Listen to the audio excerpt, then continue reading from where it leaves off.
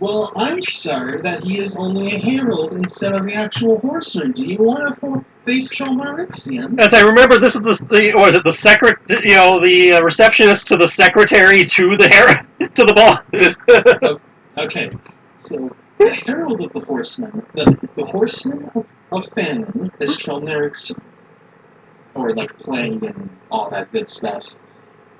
The horse, the Jackal Prince, is essentially his first commander, general, whatever you want to call it. Kind of like, yeah, it's a herald. He's a herald. He's powerful, but and don't forget, he's been healing himself up and has slowly but surely been turning into man. I don't think his power is in doubt. I just It's the image. the until I recognized he mouthed his actual mouth versus tattoos. I was like, oh, I was expecting something a little more Cthulhian. I was saying it's just one of those things that happens a lot where you hype up the boss and then you actually drop the image and it's just like it's a beefier orc or something. Yeah. Yeah, that's what I've been. That's not also my fear for if you guys absolutely stomp this guy. I'm like, okay, I have to make it so he at least semi meets the hype. Well, like if his mouths eat spells and shit, that'd be creepy. Be arranged. Oh no! What have I done? Damn it, David.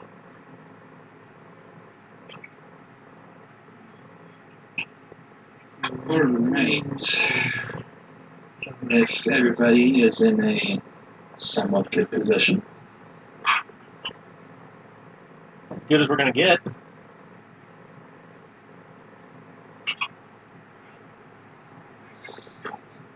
Attack now. Oh, shit. Before you hit you, yes. The third you confirm, yes.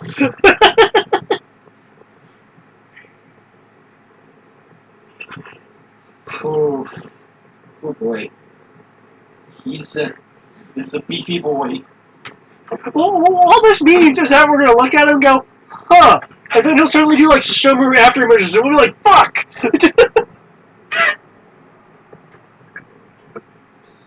Alright.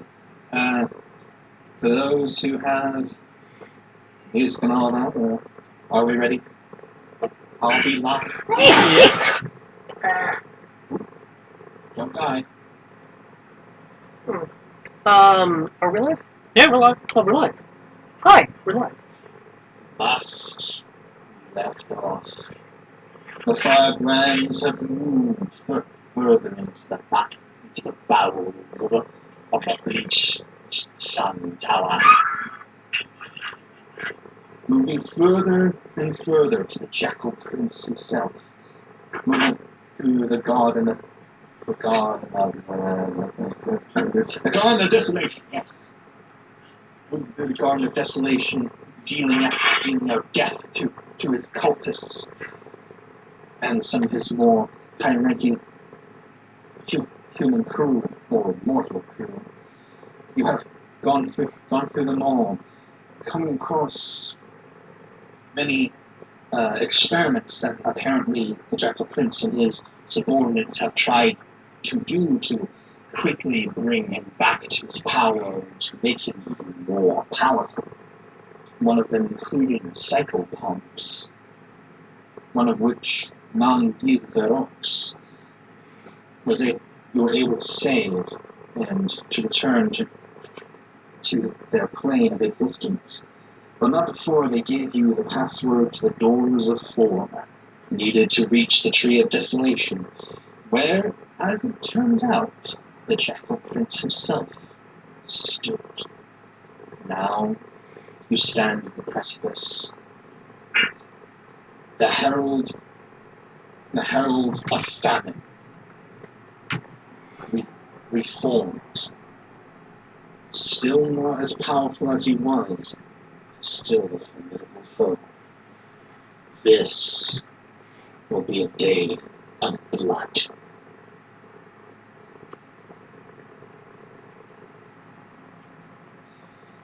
And hopefully you have everything correct. And before initiative begins, did we put in initiative yet? Yeah, I think that's the current. No, that's the old initiative. I bet. Yeah, that's a old initiative. Alright. So if everyone can roll initiative.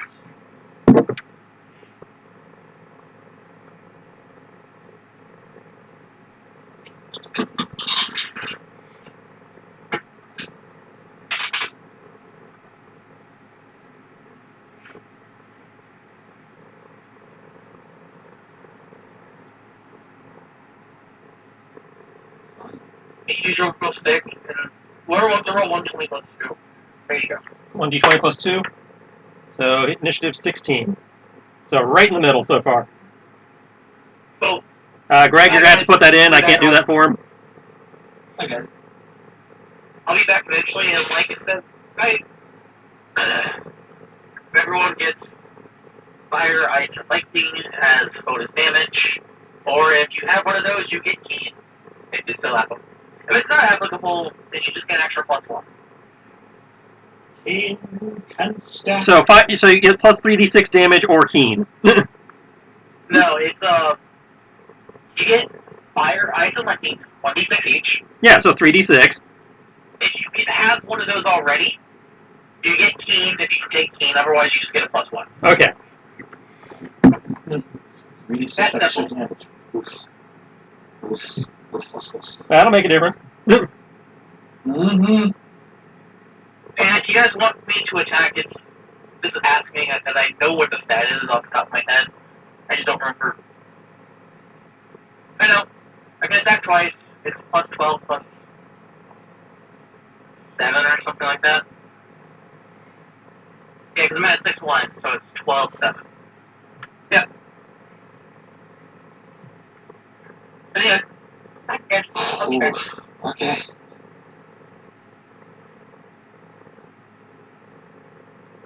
Hey. Sending. And before it all begins, hopefully you all can actually hear us. But as battle begins, he speaks.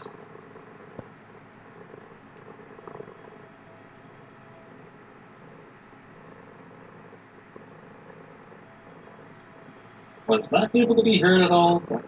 No. Damn it. Try one again.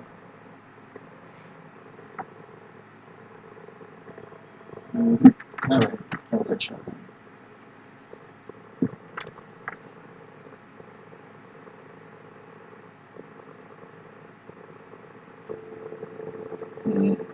Damn.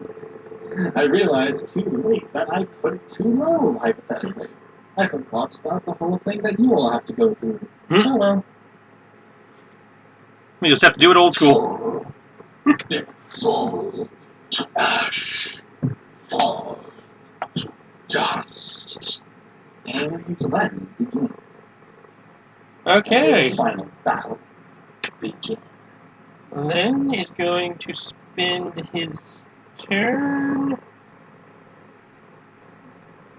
Gonna do a sacred. Gonna do a spell strike and a spell combat. Takes a stance. It's like, shut up. Then rushes forward. Bringing up Allied Cloak, Blink, and Cat's Grace. Oof. This is where the fun begins. And You can't hear the music, right? Yep. As far as movement, I'm going around him. I am describing it as flipping over him, though. Of course. Okay. And since I moved, I can only take the first attack, so we'll ignore the second one. So that is a 39 to hit. Look! Oh, only 16 damage. Okay. Hey, still damage. Is that including the? Oh no, that isn't including stuff. Including what? The electricity stuff. No.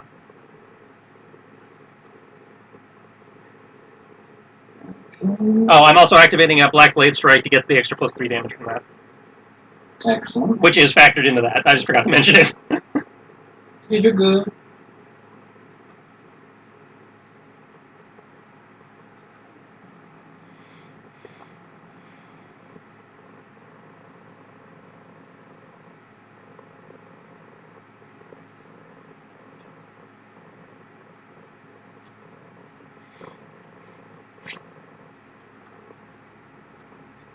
Okay. If you slash, cut, seeing, giving him, your blows do hit. Though you see minor cuts. And yep. Let's see if we can actually hear this one.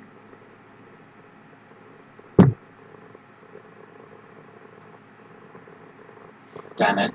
Oh well. Oh well. That's the point.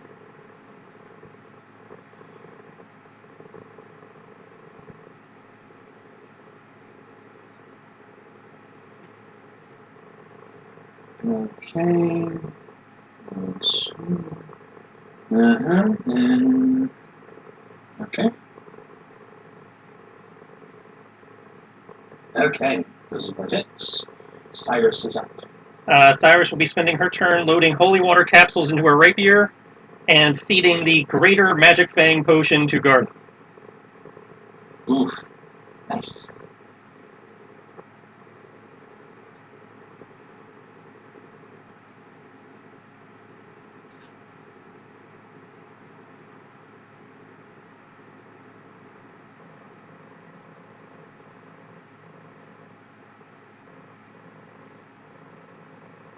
Okay.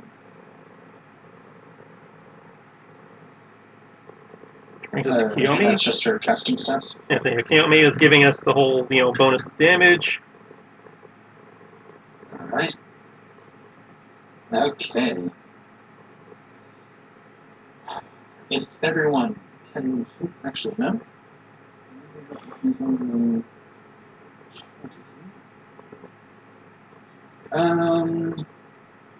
Let's see. Okay.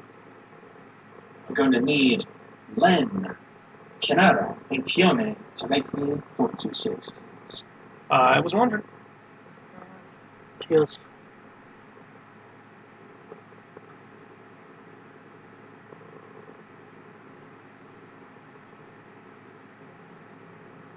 I have just got home. I'm not going in and going to bed. I will bid you guys adieu. Good night. Have a good night.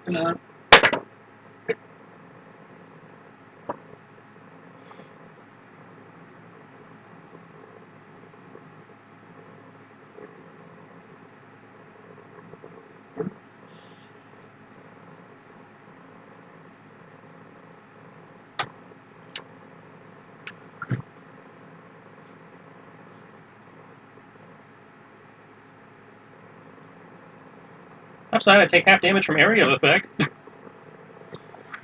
This isn't technically an area effect. This is an aura. Oh, fucking auras. Yeah. Just want to roll through Kiyomi.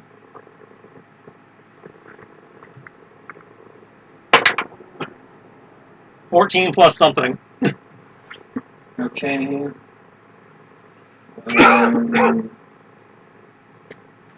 Let me just look at how a skull is in Pathfinder, and just do base stuff. It's fine. Skulls are 14. You are all in level 11? 12. 12, base is 8, so 22. Yep, plus something. Hmm. Probably 3. So probably a 25.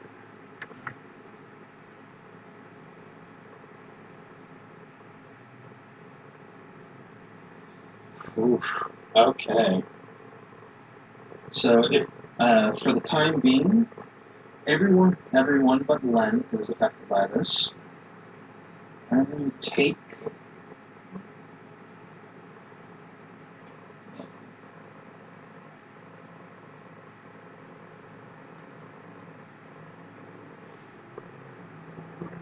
Eight D20 worth of damage.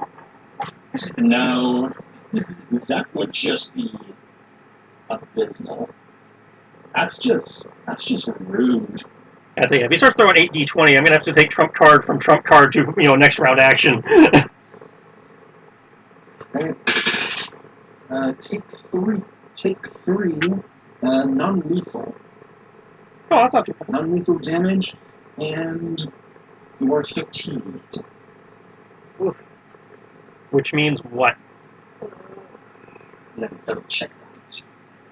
I wish they had a tired marker. They have like a Sai face or something. Because I was using it in animal. Death skull. Broken back. Yeah, Fatigue. A character can neither run nor charge, and you take a -2 penalty to strength and dex.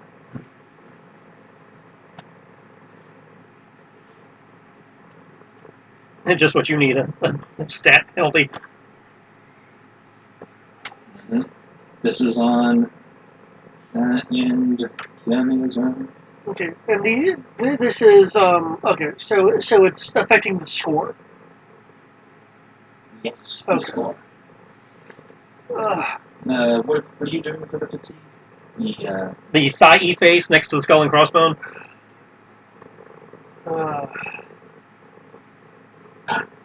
Yep.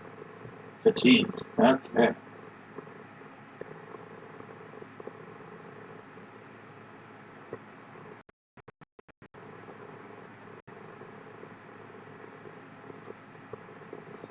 He raises up his hand, looking to the corridor in front of him. Yep.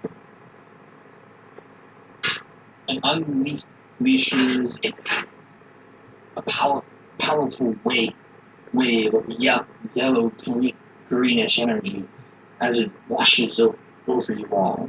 Is that a spell? It is. Oh, Did he cast defensively? He did not. Bonk.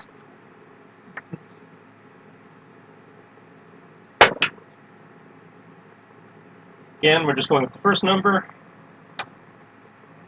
So 33. But I blinked, so. You're like, damn it!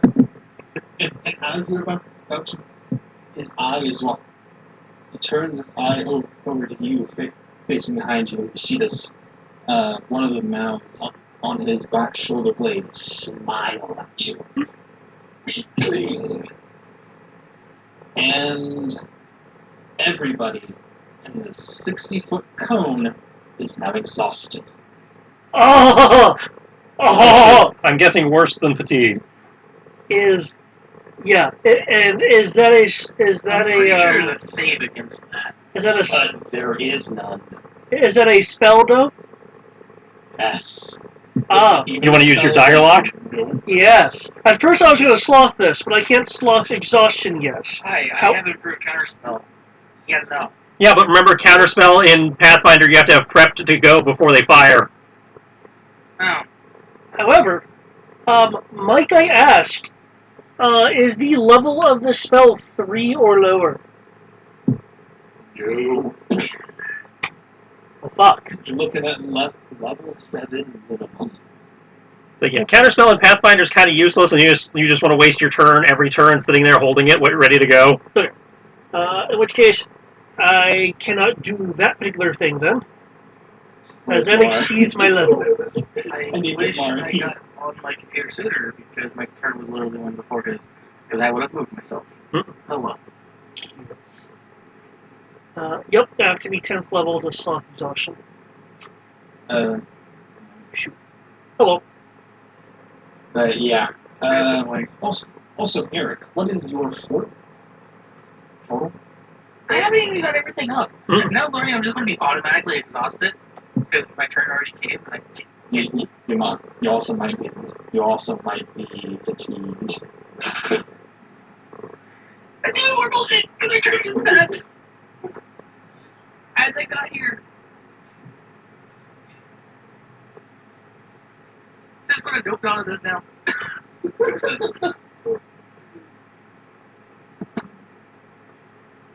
But no, seriously, I'm just going to I would try going basic and stuff up right now. What is your fort saving though?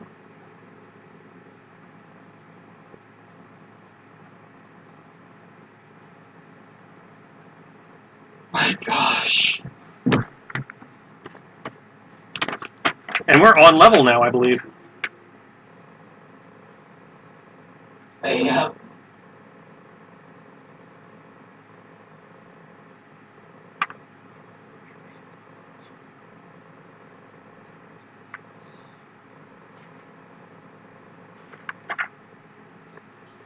Exhausted is -6 to strength dex. So you're effectively at -7. Actually, it only fatigued becomes exhausted. Oh. So you cannot. You can't be both. Yeah, it's not There's at cumulative. least that.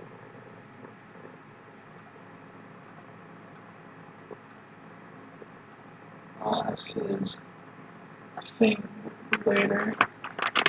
Oh shit! Did I get rid of the initiative? I still see it. I see it as well.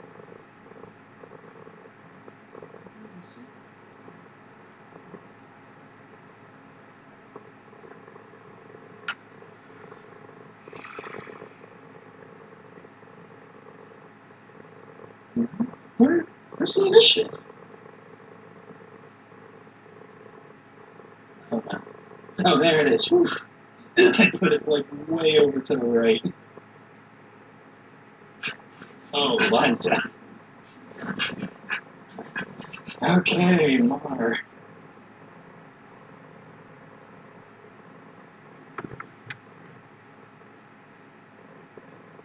Ugh. You feel the pains of hunger wash over your body. This is arguably the worst you have felt in probably years. Because you all have done pretty well up to this point. Or, oops, I got it.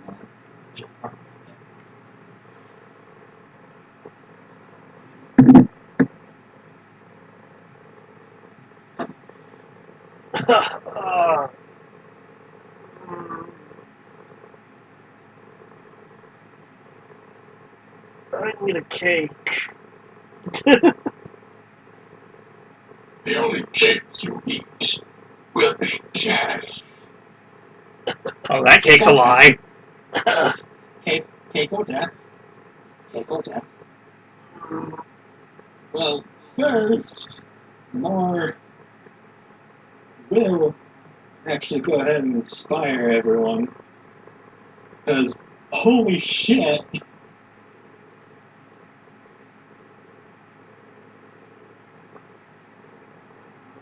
Bardic performance.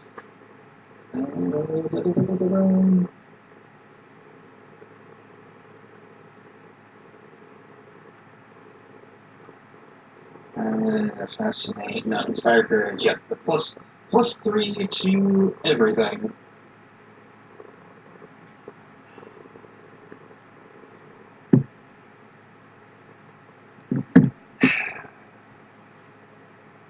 So was that attack damage and I say what's everything in this context? Yep, everything. Oh, just any d20 roll. Okay. Actually, I think it's two all. I'm just gonna say that because I'm like I can't remember at this moment, and because oh boy. Look it up. It's not my turn.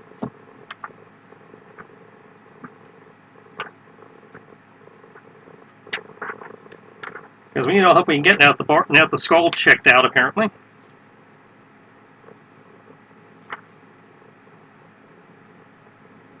Inspire courage. On saving throws against charm and fear, and attack and damage.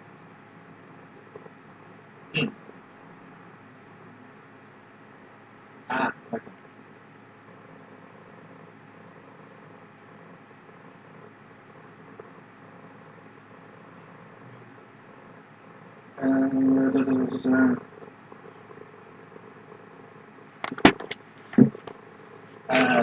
Mara will cast haste. Okay. So he's not inspiring, he's hasting. No, inspiring is a swift action for bards at this point.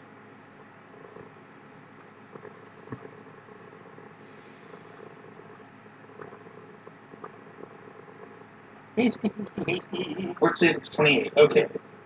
Not that way. Everybody's hasted.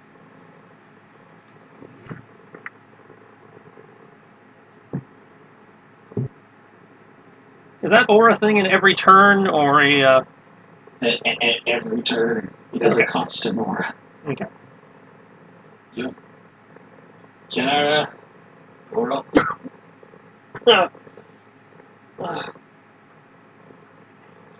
Well, as he said, the cake may be alive, but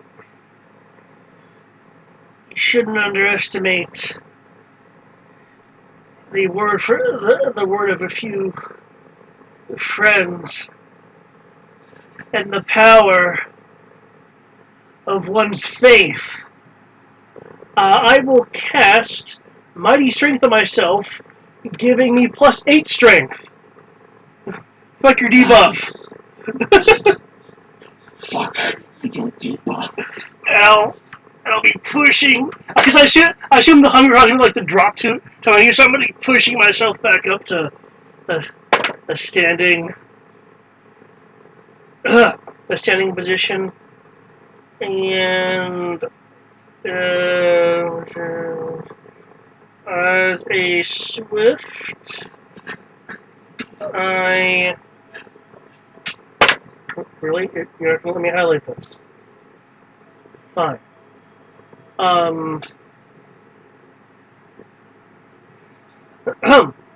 As a swift, I will activate this. It affects the area that's 10 feet around me, which you should be able to see my aura effect on as the GM, and I will take several steps forward and with renewed strength raise my weapon into a readied stance.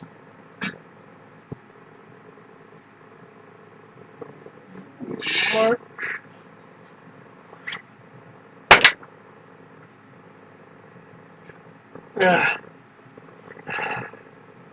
And that'll be it for me. Looking at this, admittedly now much more fearsome jackal. I am the Prince of Chinese, and you will fall.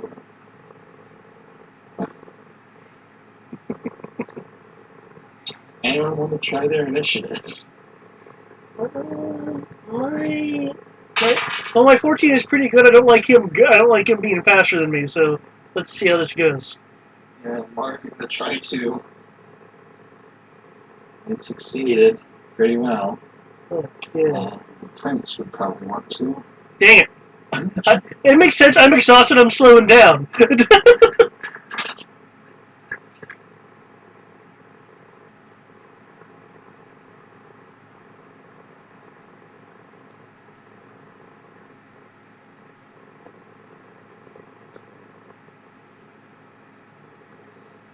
Oh, this is interesting. I'm now effectively the list. Okay. All right, everybody ready? Yep.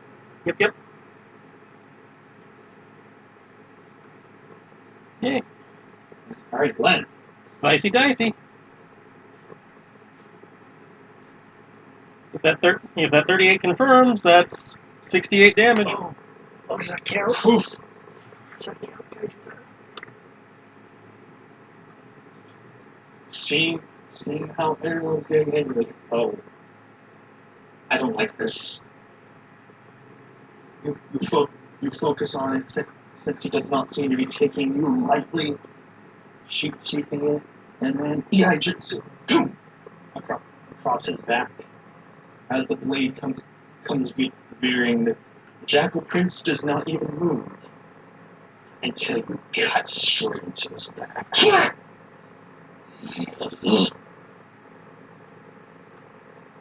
67, you said? 68. 68. 68? 34 times 2, right? Yeah, that's right. Is that including electricity and stuff like that? Yeah. You might want to separate that, if you could separate that out, it's possible. Which one do I need to separate? All of them, or? Yes.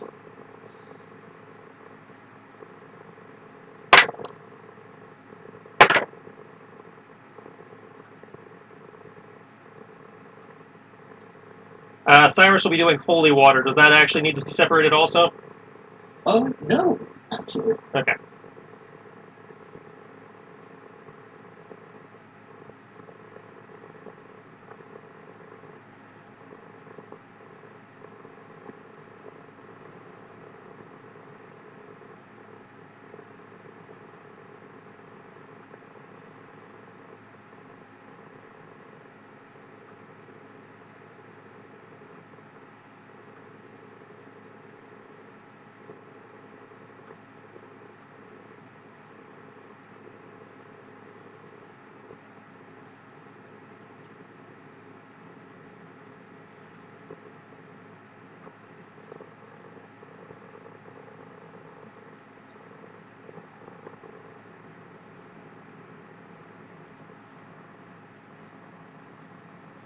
Okay.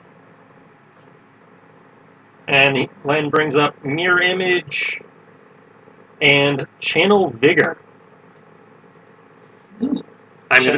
Channel Vigor, which I'm using to enhance my Fortitude saves. Nice.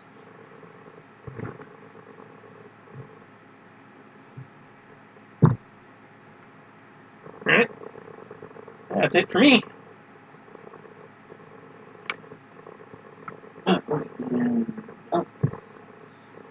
The first slash is the only one you get, unfortunately. The second one does not go through. 25 does not hit. Okay. Yep.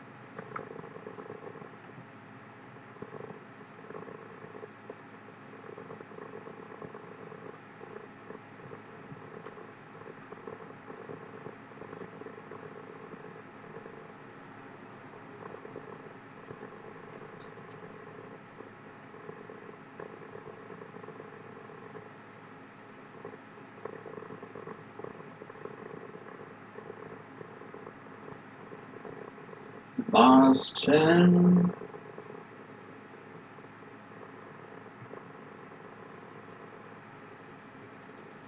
Alright. Boston.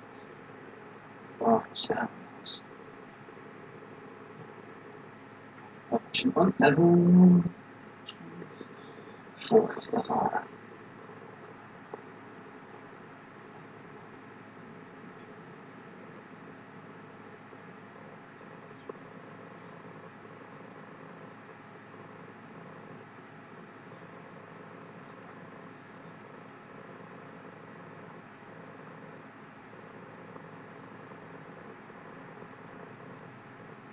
Oh, wow! I did not realize that had a casting time of that much. Oh shit. For those interested, apparently the casting time for Lesser Restoration is 3 rounds. Of course it is. Okay. Not in a position to do that right now.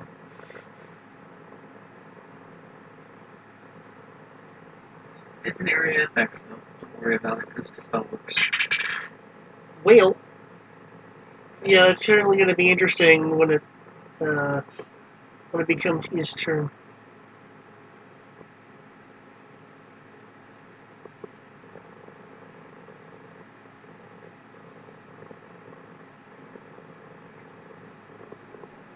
By the way, everyone has DR3. That can't be negated. And a plus 2 to their AC. For what? Nice. The same thing they use everyone the plus 3 to weapons. Holy shit. Yes, I have rage powers. Hmm. Those apply to everyone. Nice. Oh, in a 3d6, is that just like 1d of every Yeah. type of damage? Unless you have a weapon that would benefit more from heat. No, it's good. I'm just making sure.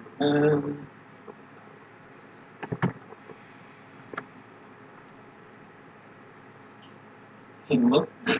Mara looks to Kinara and calls out. The tail. Your tail is one of the lost. You must seize your destiny in order to find your place and those you have lost. Marcas Grand Destiny. Oh, You gain a +4 competent bonus on any attack roll, caster level check, or well, essentially any d20. Any d20. You can do this to 3 rolls. Any 3 rolls. oh, excellent.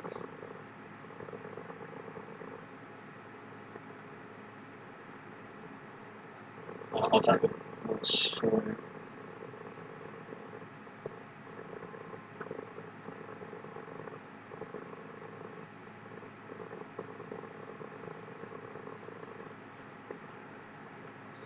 And Mara's going to move through everybody and get the out. Oh, do note, anyone within 10 feet of me gains, +1 versus fear. Cool. So we have a total of Nice. +4 versus fear. Too bad this isn't the guy of fear. I know, right? I just wanted to let you know in case you throw something fear. Very true. Cyrus. Having to update stuff really fast. Conversely, enemies suffer a -1 and lose any immunities to fear if they have it.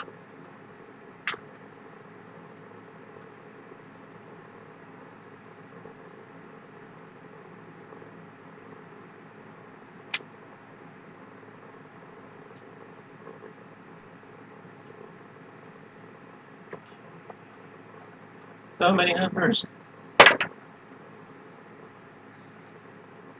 And for elemental damage, I would ask that you separate it because it does matter. Yeah, you told me already.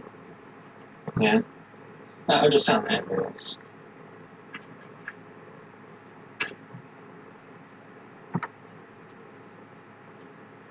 Okay. Cyrus. We'll move here. She's doing that. Garth will move here for the flanking. And spamming the fuck out of our holy water chambers. Here we go. Holy water!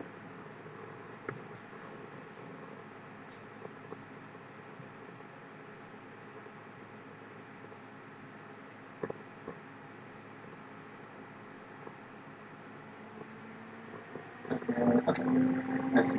So that's 8.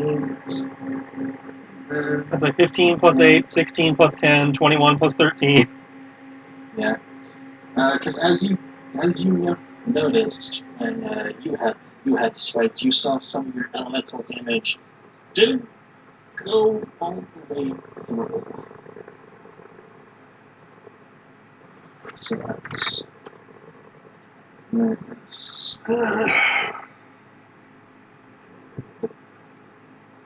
Minus.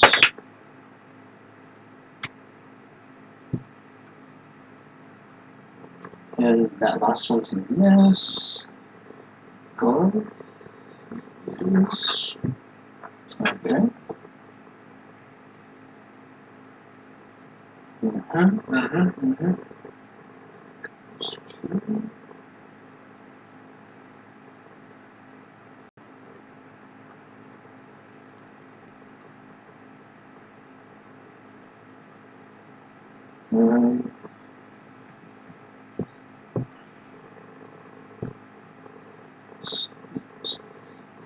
Yeah. They carved into him with holy water with claws, and he keeps getting hit. You see blood seeping, but it seems to only be scratches. They don't seem as deep as they usually are. You tore his cultist to pieces. He's scratched up. That's the point. This is a magical weapon. I don't know. I know. Okay. I know. Yeah, man. Fuck that. Fucking thing. I'm going over there. Okay. AC is spell level plus his caster level. So, I'm pretty sure 32 beats it. To end It is spell the effect of the spell. I don't know if it would be. I'm sure it can.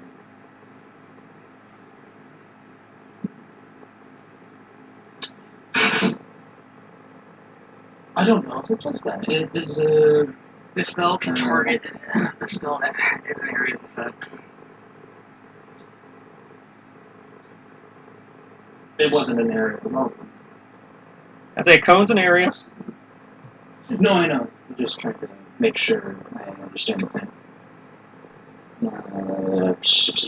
This symbol, if it doesn't, I'm just going to not really do anything for my turn, just go in the corner and just maintain my spell, because, yeah, I ain't doing shit with a negative feature. Just spell magic.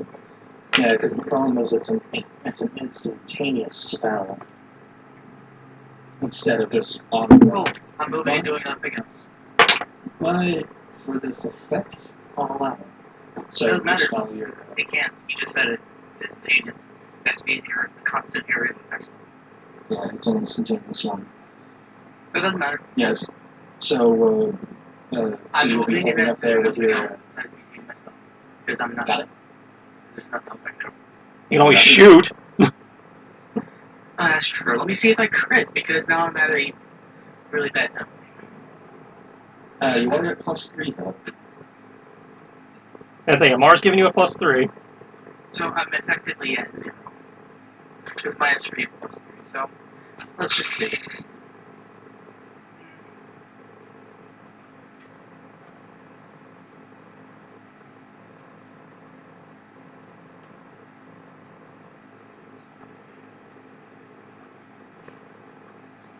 $29 and 26.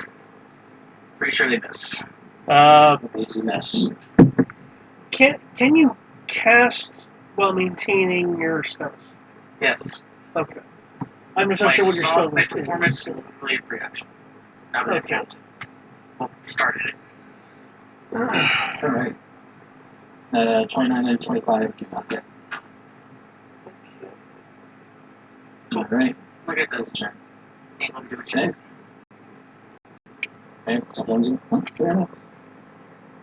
He looks up to the three of you near him, and all of the mouths around his body gape open, red, as if ready to be fed.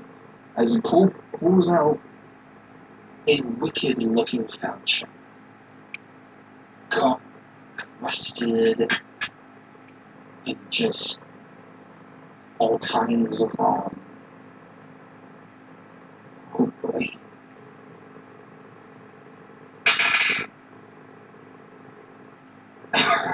Okay.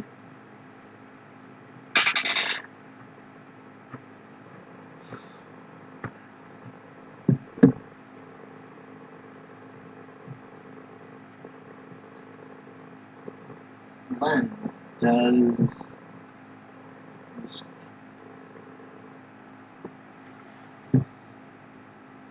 42 hit? It would, however, I got to roll for all the clones. Yep, the clones. Actually, you don't. What, does he ignore my, Yeah, I know. I'm just making sure of something. Illusory.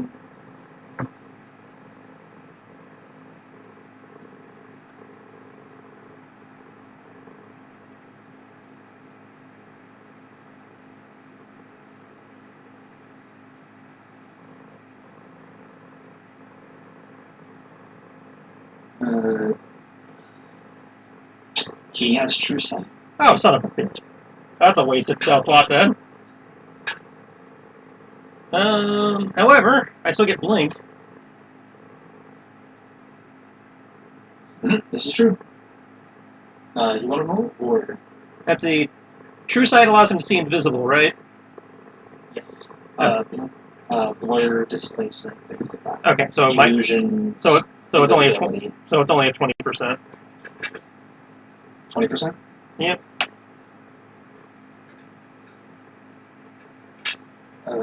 So does it hit? Or- Yeah, I'm hit. Oh boy.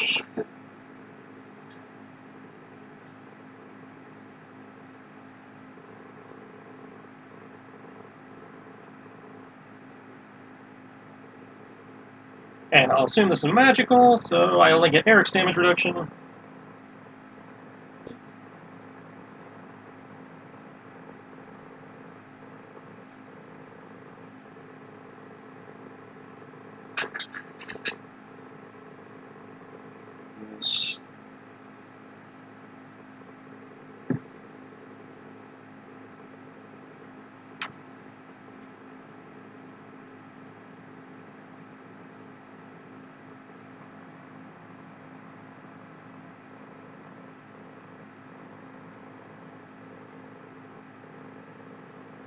I can cast so many fewer spells and lower level spells.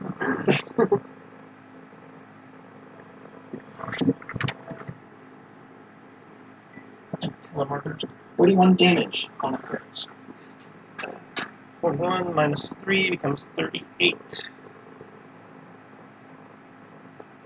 So that's a third of health, but that was on a crit, so. As he turns around, slashes you across the chest. Going towards his right, slashing you across the chest, swirling back around, aiming for Garth. Just 28 hit Garth. Garth AC.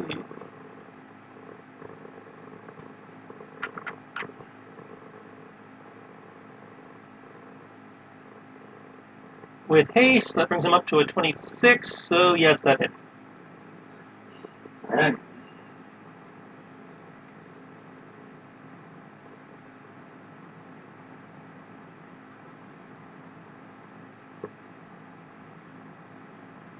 $23 damage to Garth. 7 to Cyrus. 27. That misses. Alright. And finally coming back around to you with a light. You said 27 damage? No, you said how much damage to Garth? 23, looks like? Okay. And 23 to you. 23 definitely misses. Alright. As he tries to snap at you with his own mouth. Dodge out of the way.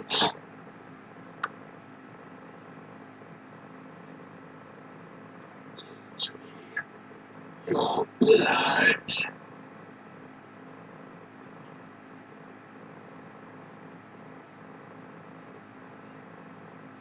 And Canada. Okay.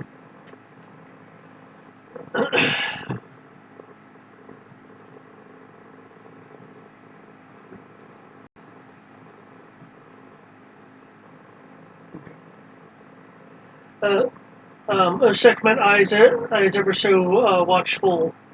guide us from wounds during this encounter. Radiant prayer. Um, People will have fast heal 6 for the next several rounds. Cool. Unfortunately, I believe channeling takes out my action. What will be instead? What is that? That's correct right there.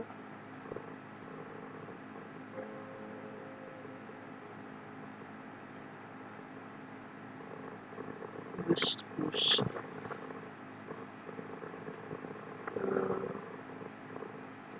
Until the end of my next turn. Okay. And I will spend a dire point to charge my weapon.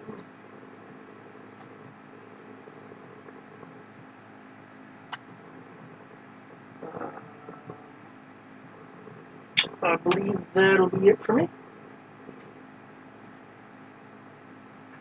Len, your turn.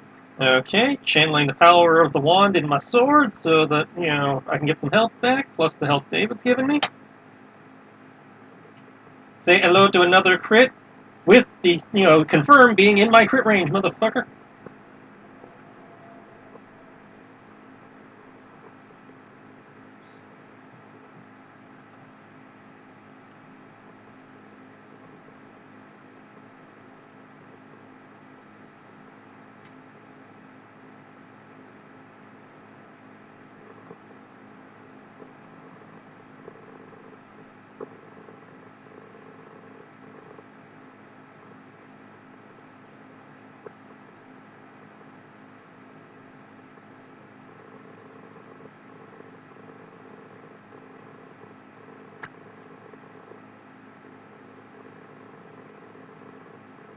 For one. Oh, that's to confirm. Alright.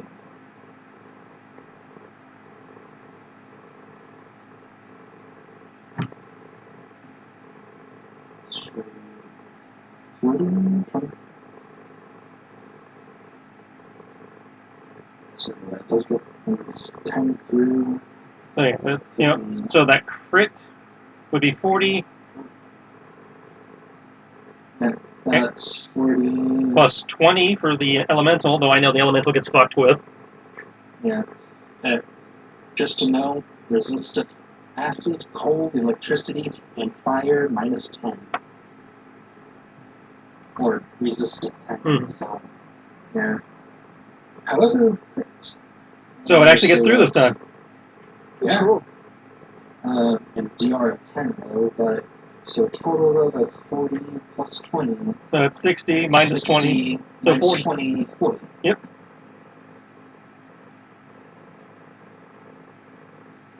Still a good chunk. Now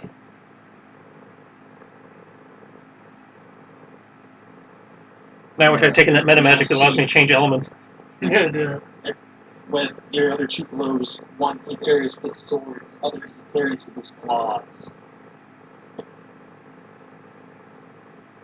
Mar. You seem fine on your things.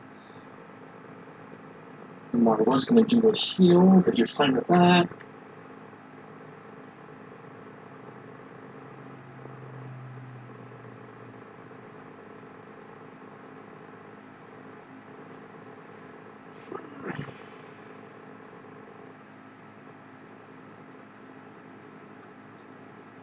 Mar turns to you, Kiyomi, and also casts Grand Destiny on you, calling you of you tell tales, now live one.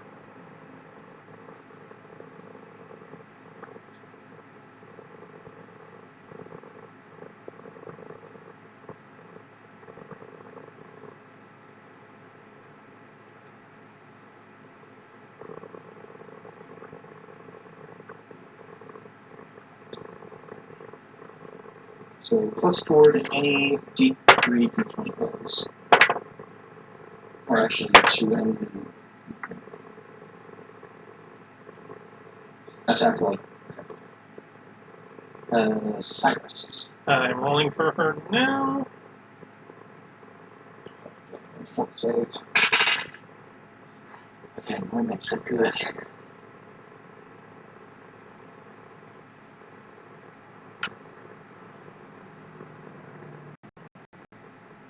Thank God for rapier crit ranges. No, that will probably not confirm. That definitely will not confirm.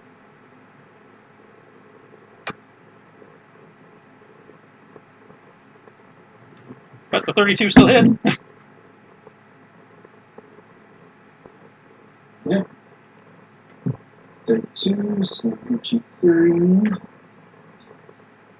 Does at least hit.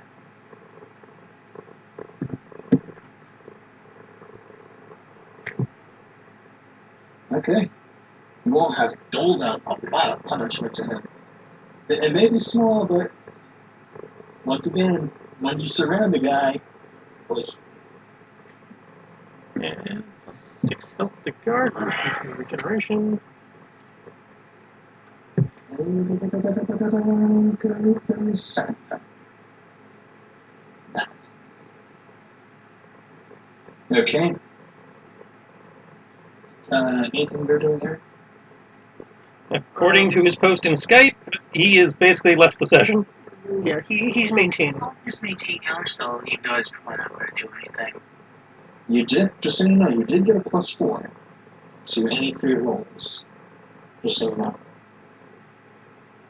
It still wouldn't be enough. That would literally make it where I don't have the next one to do something. So I'm just going to maintain my stuff and prepare counterspell. Okay.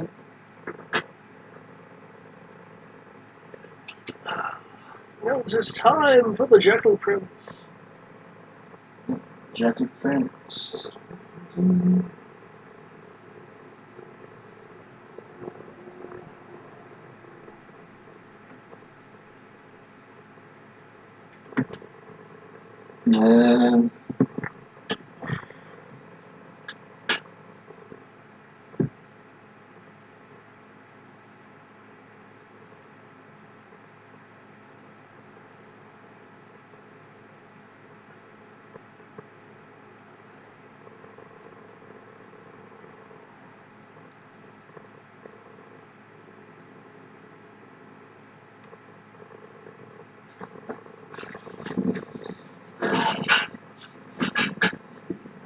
Oh, thank goodness, that's only once per day.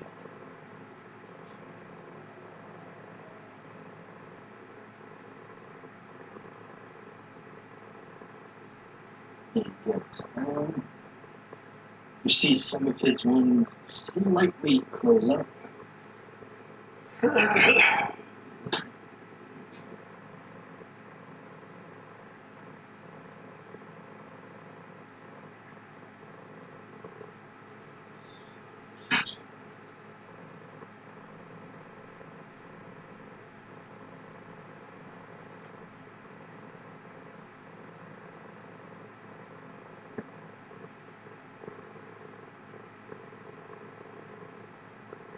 You all seem to know what I've witnessed what the feast of dust is.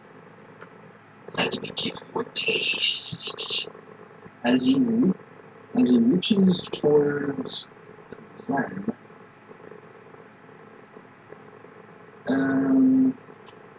fortitude save, please. No, update. Is it spell? Yes, it is a spell. Kerpoof! Let's see.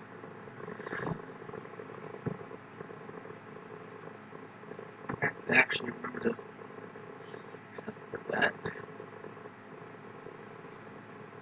Well, I actually know what the spell is, which is part of this roll. Well, isn't that why you have improved counterspell, so you don't necessarily have to know what it is? Yeah, Well, I still have to counterspell know is what it is. Well, yeah, I don't really need to know what it is, but I do need to know the spell level. That determines how many spell slots I get on. Isn't that what Dispel Magic was for? You throw Dispel Magic as the counterspell, it just works? No, if I can't use the spell as a form of counterspell action, it can work. What I can do with my spell stuff is just use any of my spell slots. Period. As long as they're the same level. So yeah, But, he doesn't do that. He just doesn't I have some things. It fizzles out. He looks to it. His eyes slowly move to Kiyome. I see. And it shall be done.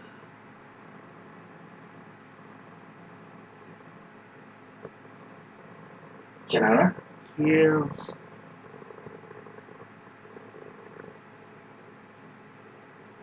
Okay. Play footstep. Yeah!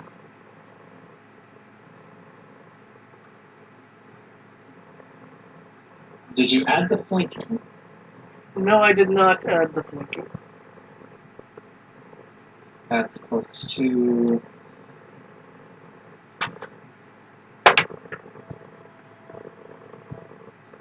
So that's +2. Unfortunately, still miss.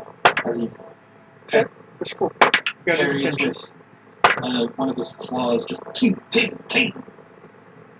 This is your faith, then.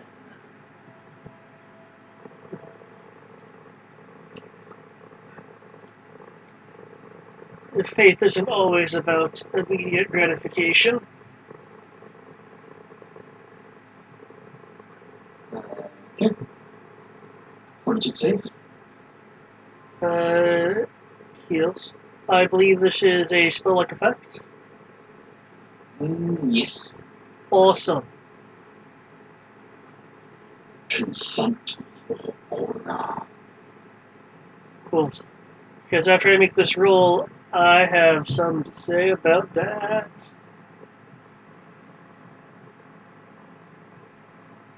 Okay. Something else is I out. think it's fine. I don't know. I don't think it's. It's just an aura that constantly happens.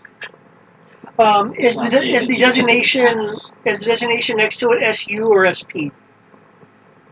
It's SU. Oh, okay, it's a supernatural effect. Oh, shit. It's fine. Okay. I still need that 4.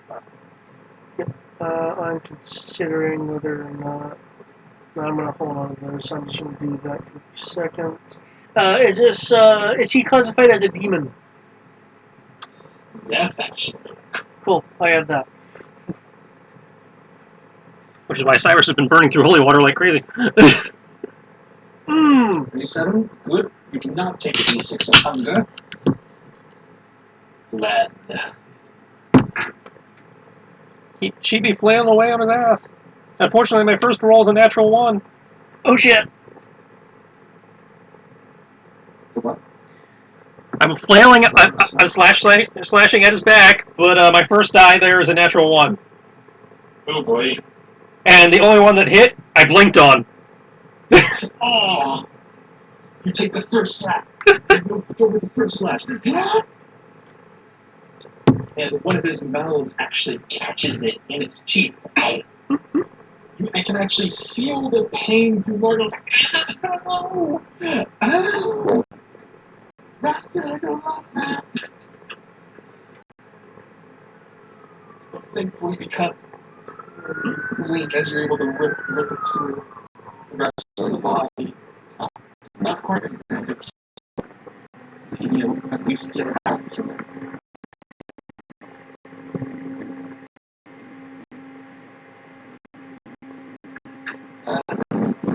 Fortitude fine. Mar. Send.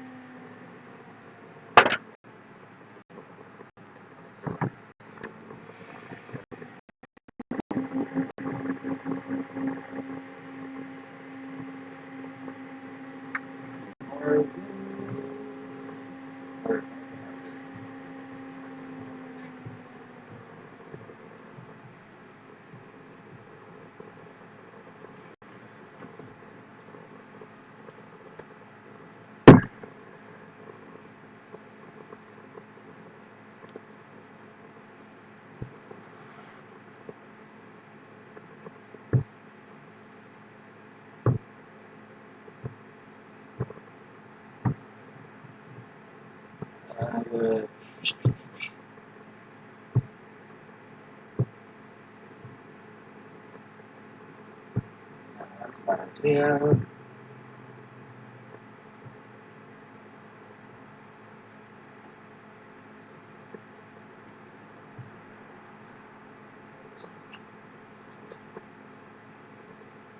Damn.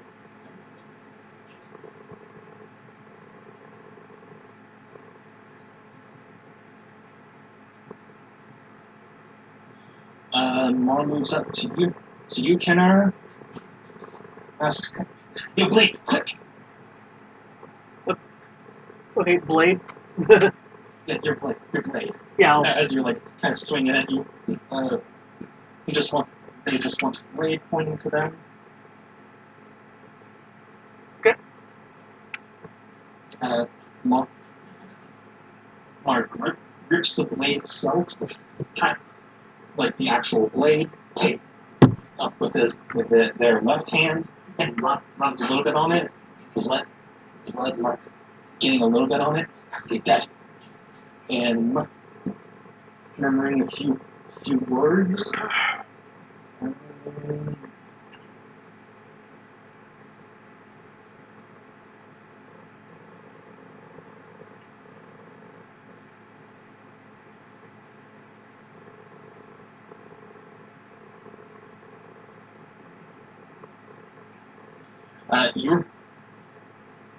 You see the blood actually forms into words on your sword. What would it be? And your weapon is now under the effects of Bane. +2 to hit, 2d6 damage. Awesome.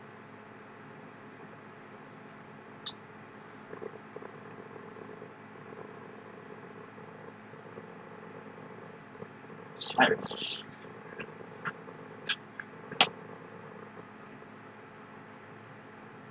Two crits, though I don't think they confirm. Okay. Do you need fortitude saves for both of them? Oh, right. For the constant fatigue thing. Yep, do not confirm. Well, neither confirms, but still hits.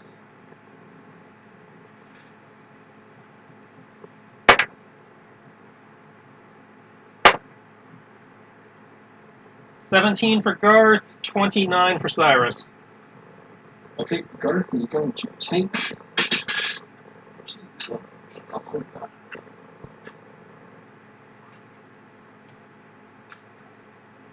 Spell-like effect? It's a supernatural thing. Ah! It's the consumptive aura, it's constant. Okay. Let me confirm. There's a lot of supernatural abilities going on. Yep. And I just want to confirm something.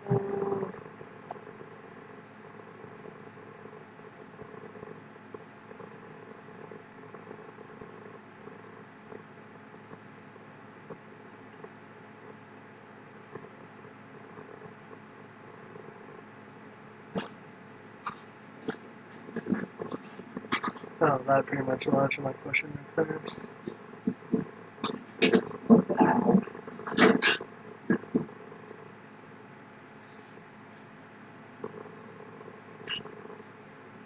Okay. Kills. That's fine. That's fine. At least I know those. Close. Kiyome, your turn. Anything? Passing? I'm just going to maintain prepare counterspell again, and yeah. Okay. Hey, at least preparing counterspell is actually contributing. That saved my ass a minute ago.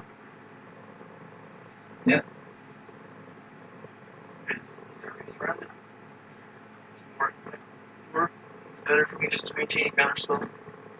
Because I can actually do that.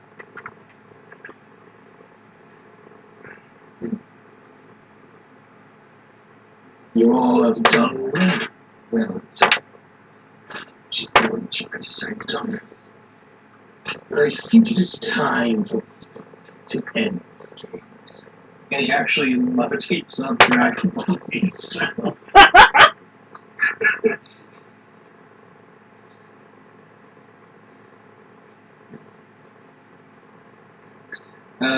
Attacks of opportunity. Oh, okay. Cool. I wasn't quite sure how descriptive that was. Are you trying to cast a spell again? He is about to. Yes. Go ahead and get your things ready, because I can already tell you it is higher than 2. Okay, what is the level? Getting there. Oh snap! Oh snap! Guess what? I rolled within my crit range. Does a 42 hit? Yes. 42 does hit. 7th level. I don't think I can do anything against that. And I will spend a divine insight for this. The elemental damage effectively doesn't matter, right? The elemental damage does not matter unless it's critted. Yeah.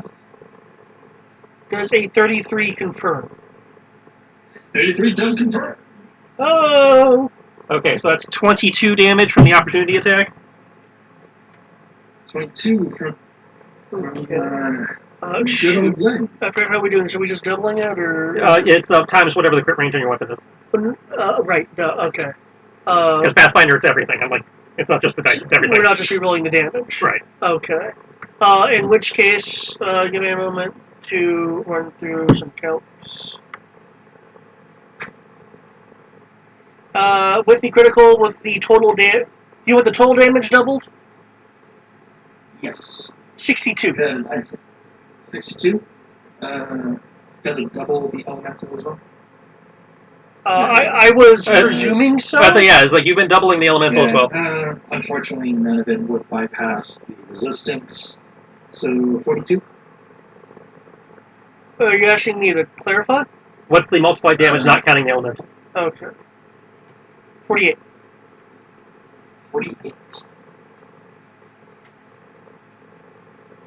Oof.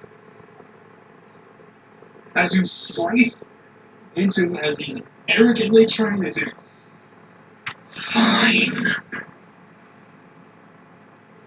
Raises his hands and essentially rips up part of the ceiling, and takes it in both hands and then rips it out. Greater teleportation. Oof. Oof. But because, as I said, it's happening phonetically, he is going to be 40 feet in the air. But we will return. I just need to move everybody to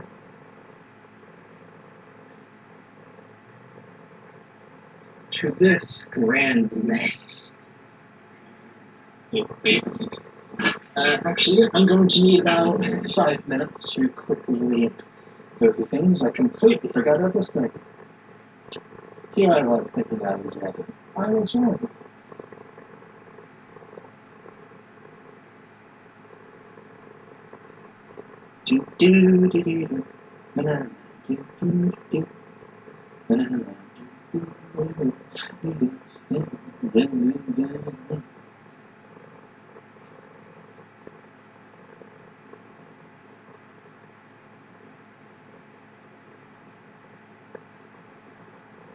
He is living. Okay.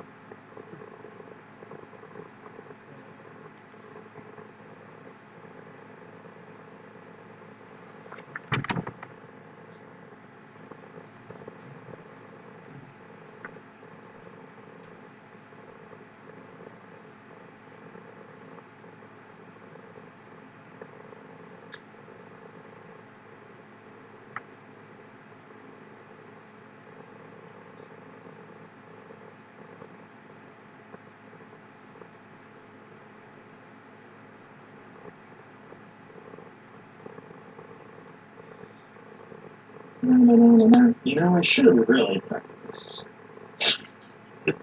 I was so worried about the boss fight, I forgot about the other things I said I was going to do.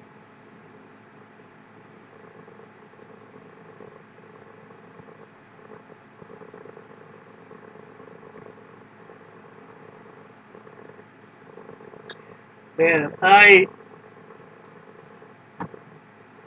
whenever I look at Merciful Healer, I just keep thinking, for what it takes away, it should give a little bit more.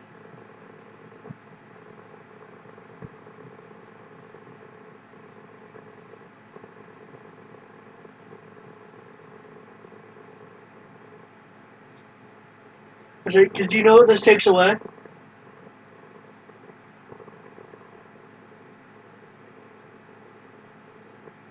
I do not. I do not get a second domain choice when I choose Cleric. I only get healing.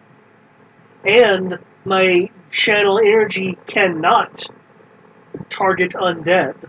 So I can't do the, I cannot damage undead with the channel ability. I can only heal. And I cannot get a second domain without doing a feat or what have you, like what I had to choose other domains. Well then, that's rude. Yeah. Actually, something else will have to grant me domains outside of healing, and it's like, what I get in exchange, and this may sound decent, I don't know. I do not provoke opportunity attacks when using the heal skill or casting healing spells. That's pretty good. At levels 3, 6, and 12, 3, 6, 9, and 12, I get to choose from a preset statuses to negate from people when I channel. However, I can only, if I max this out, so at level 12, I can only choose 3 creatures to affect, and I believe remove that condition, or one should previously chose, remove that condition, or and it sounds like I have to select what condition I am removing versus having all the ones that I've selected be applied at once. So I only get to choose a certain amount of statuses, and even then I have to choose what status to remove from an individual. And even then I cannot affect everyone that I am healing. Alright. Yeah. That's pretty rough. Yeah. But it is what it is. Again, I don't know the significance of some of it as it applies to Pathfinder, so it could be awesome. I could just have a slightly jaded view of what it's actually giving me. Very true. But moving on to the thing, you will return to a familiar scene. This is what it actually looks like.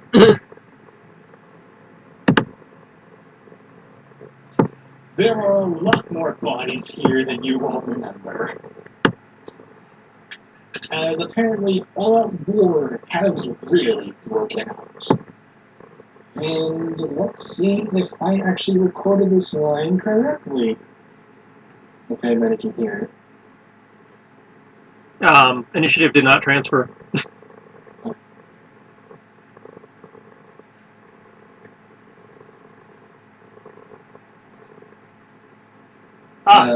It did not transfer? Yep, initiative is blank. Yeah, it's because I will redo it. So,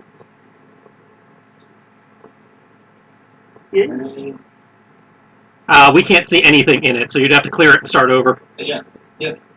I'm getting everything at once. Apologies. I thought I was going to be doing well, but here we are. I still have much to learn. Well, that's just an issue with how Roll20 reacts to changing maps. Yeah.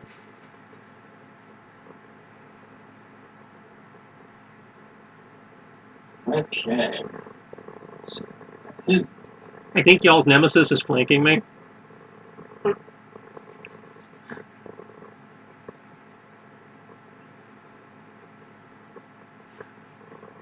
I'm sorry, my images work on him.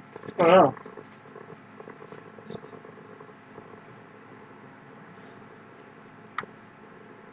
okay, that's everybody. Yep. Alright, time to switch everything over.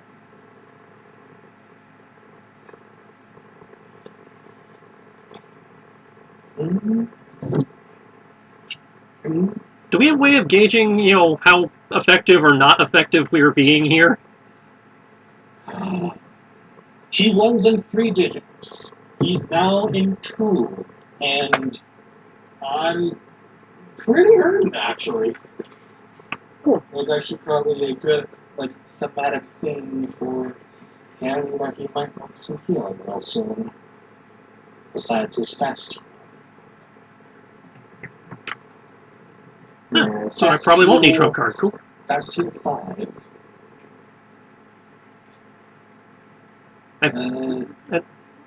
Yeah, there. Okay. I think I may need to revise my fast heal Okay. because Kiome, when you're singing, my fast heal gets improved by how much? It's 1 additional HP per cast level. In the case of non-spell healing effects, it is a number of HP equal to the class level of the character performing magic healing. Okay, so we add your class level to whatever you've been doing. Alright. 6 plus 12. So 18. And don't forget, you have DR3 and everything. Yeah. Literally everything. My clerical class level is 9. Okay, so we're getting 15. We have fast heal 15, effectively. Yeah, which is still really nice. Yes. That's good. Thank you, No, that's Kiome. good. That's good. Which means I need to level up. Also, but he does say this line. I will repeat if anyone can't hear it.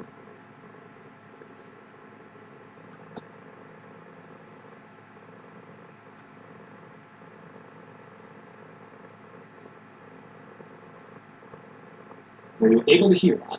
Not really. I was able to hear it the first time you did it, but for some reason not this time. Okay.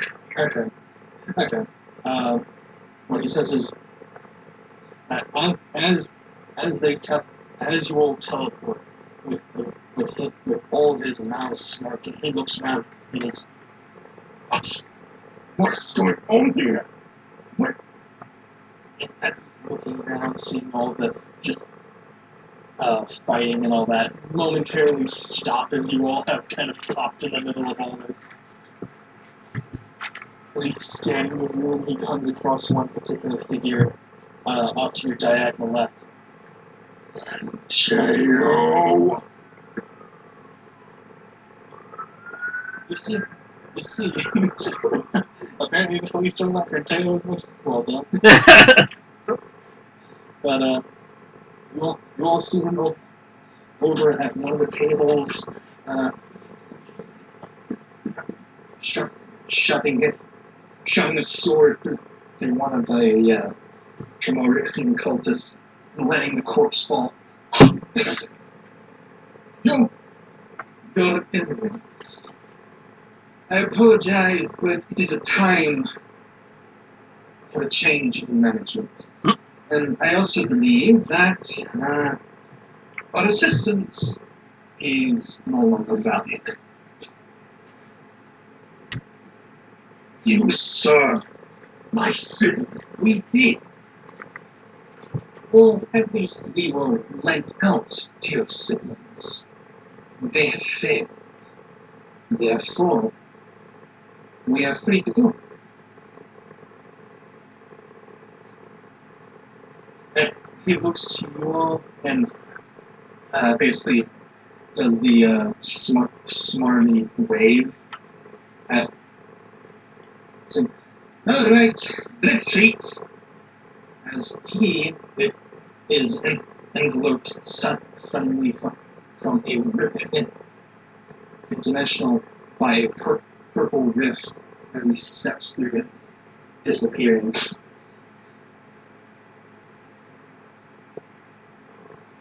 He looks to the other two lieutenants. Don't you dare!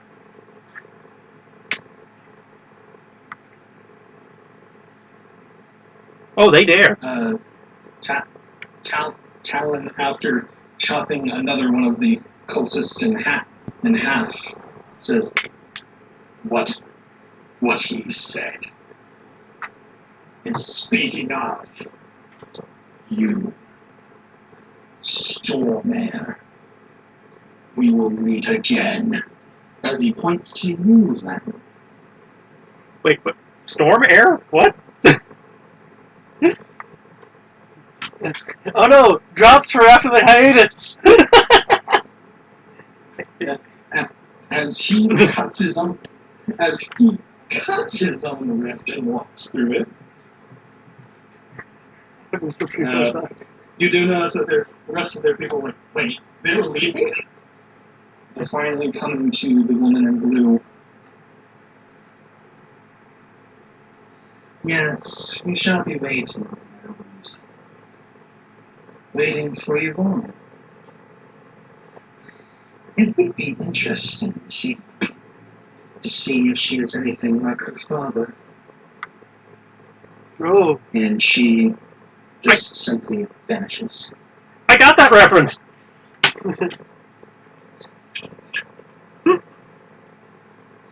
Are you sure, though?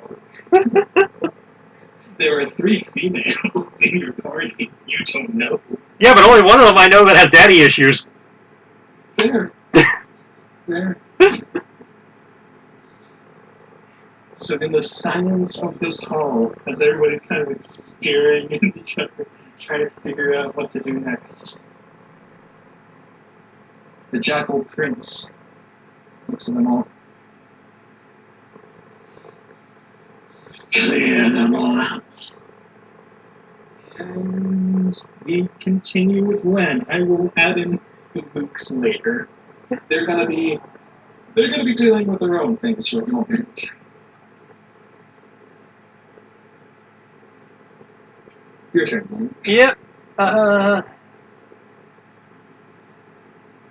What to do? He is 40 feet in the air. He is 40 feet in the air. Yes. Newtonian toss. Launch me, boy! Boy, launch me. Do you recall Advent Children? Okay, so I'm going to take a -2 to cast. If I can do that. Oh, and before he left, Renteo would say, It will be lovely to see you again, brother. I'm sure the Queen would love to see you again. And then does his bench thing. Like, Cyrus! She gives him a nod, he jumps. She tosses him off her buckler as he casts Fly.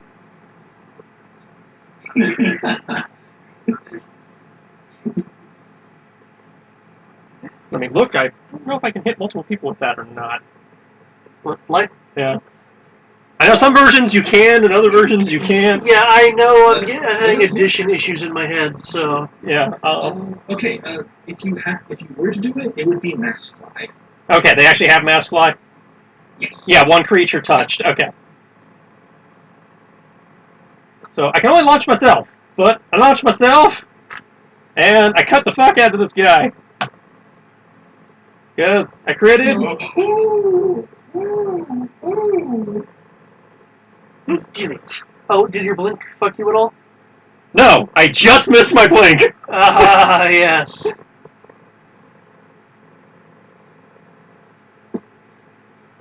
Okay, so 19 plus 11 becomes 30, which doubles to 60.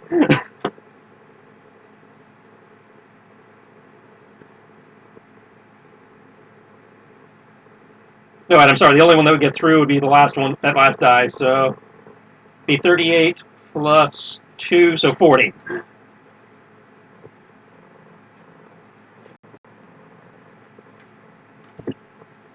As you fly up with this, as he's looking furious at his mortal subjects, he looks to be looking up at the above towers, probably thinking of some way to deal with you all or deal with the traitors. Point is, suddenly he realizes he hears you cast fly. His eyes go to you. How would you like to do this? Woo! Huh. I was not expecting that. When you said crit, I was wondering.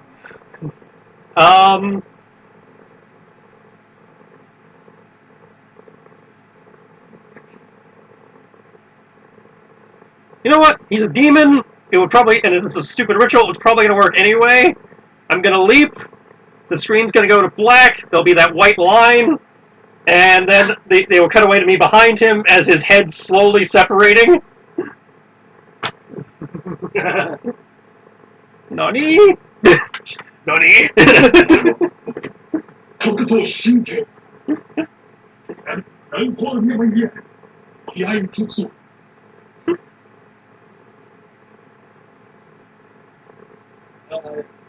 If we had a door for me to kick in, I would have done the Rurouni Kenshin with Saito through the door, but That's fair. but there's no door to kick in. But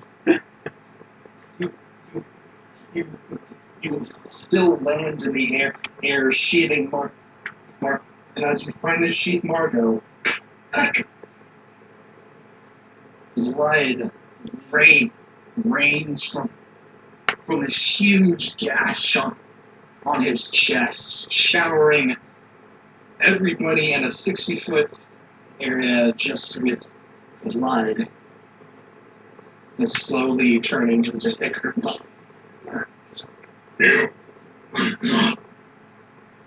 Okay. As his body just falls and careens into the floor. The floor somewhat cratering underneath the weight. Okay, I would like to use my second attack to put the shroud over him.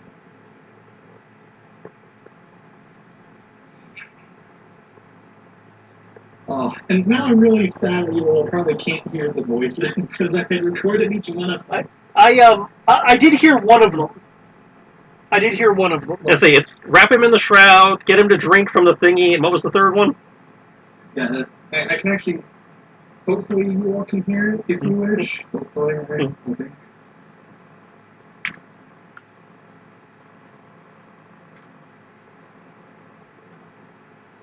Bind him with the shroud of flies. Okay. So yeah, I'll just That's a really deep. I'll chuck the shroud. Flower mouth. Yeah, get him to eat the flower and then drink. Yeah, it's bind him with a shroud of flies. Force open his mouth with a hand flower of genocide, and drown him with a calabash of lustrats. And as each of you are going to do these actions, each of the heralds speaks those lines. Okay, well, However, we're still in mid-combat. alright, well, from where I am, I will drop the flower and the calabash. So they're on the ground, and my party members can pick them up on their turns. Okay. And I will chuck the shroud over him, effectively wrapping him. It's like, wipe yourself off. You did.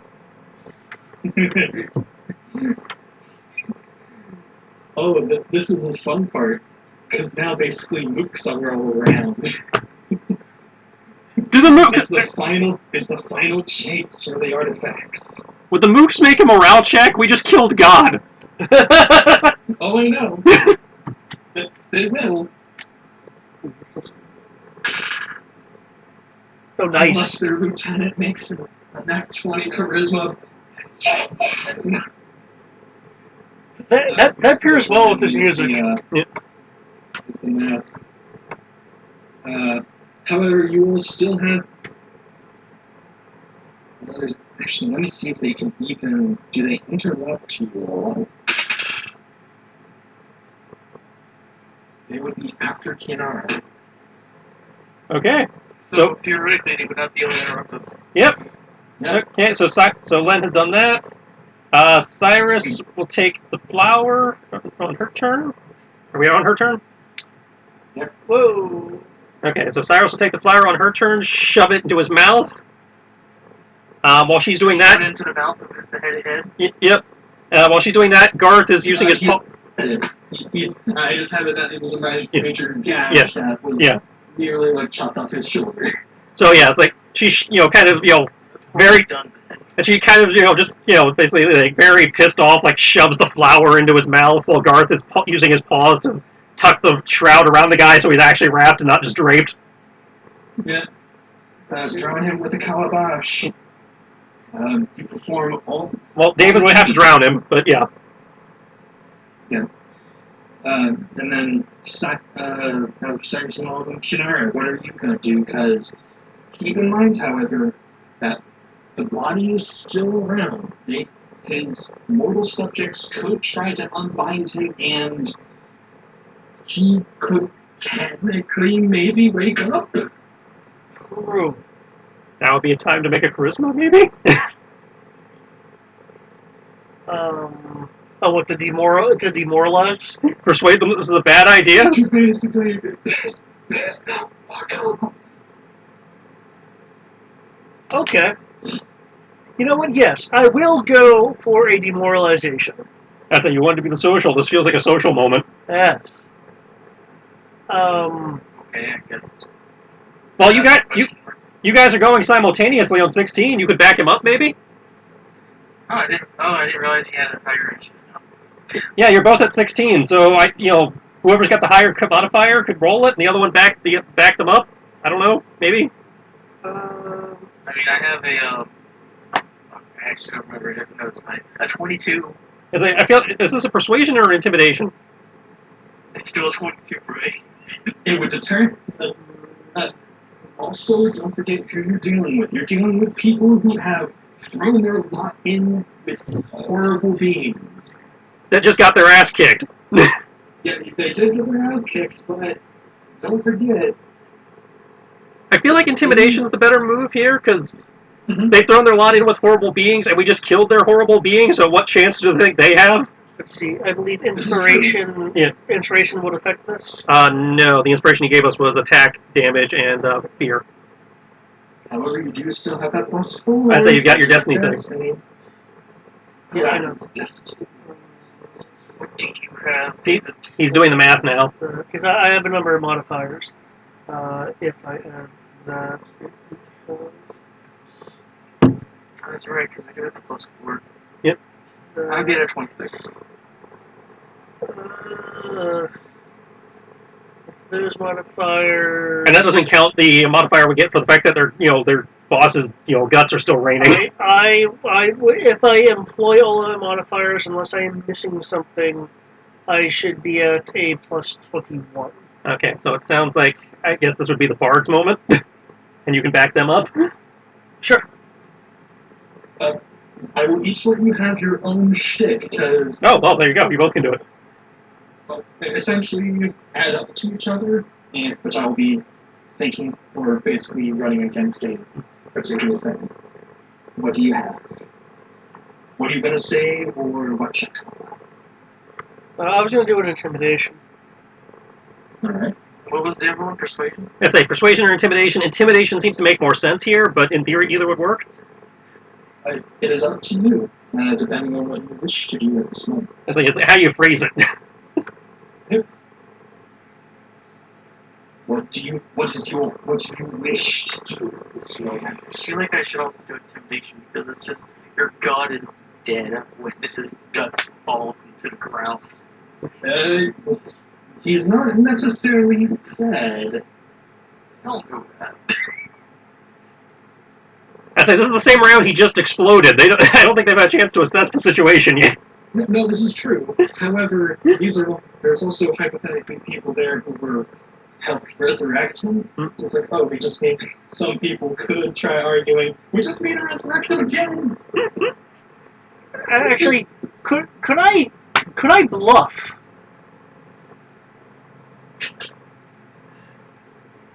I wish to hear. Okay. I wish to hear what you want to say.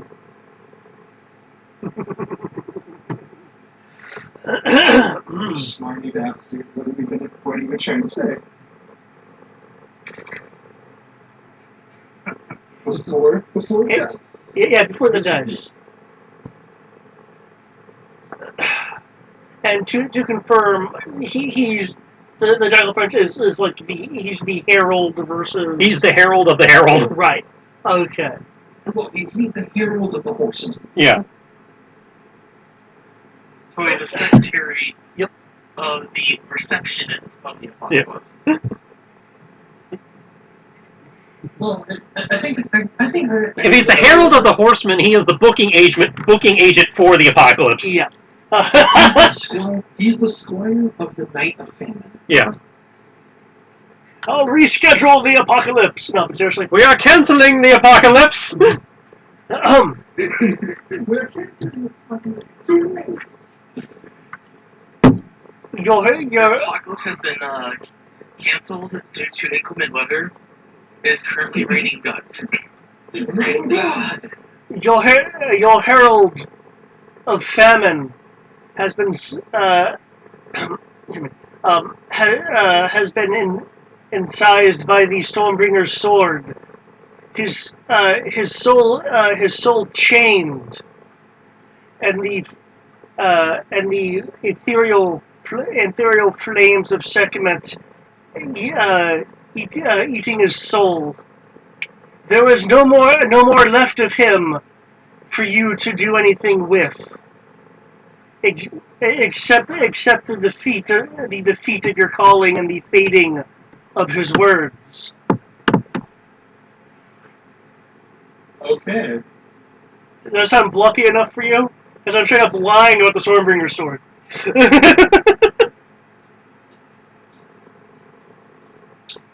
Was that me? I already forgot what the guy called me. I think he called you like Herald of the Storm Sword of the Stormbringer or something. Yeah. Heir of Storms. Heir of Swords. That's okay. what it was. So that's Stormbringer, Heir of Storm. Okay, yeah.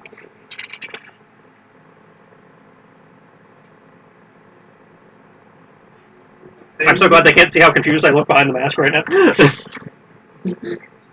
What would be your bluff? What would be your persuasion in all this? Oh, wait, my persuasion or my bluff? Well, you're lying, so... No, because... Again,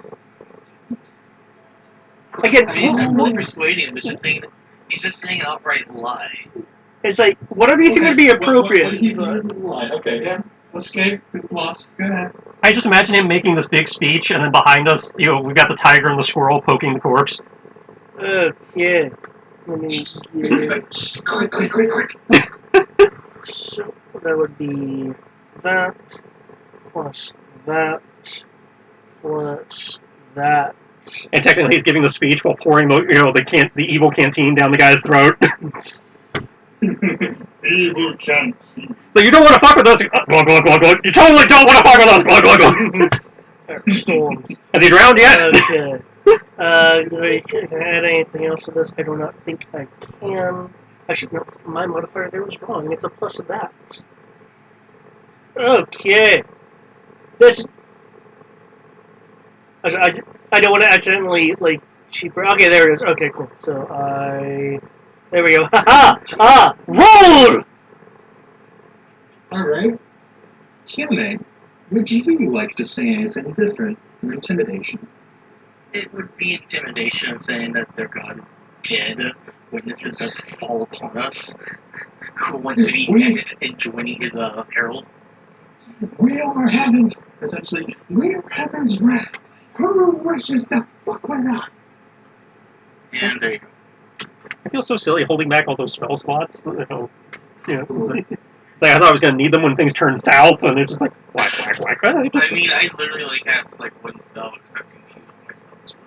Well, hey, your counterspell, I'd say your counterspell was clutch. Not quite as clutch as Matt's the other day, but still very clutch. Well, if I was, the issue is I sort of my stuff around before, without a counterspell his Yeah.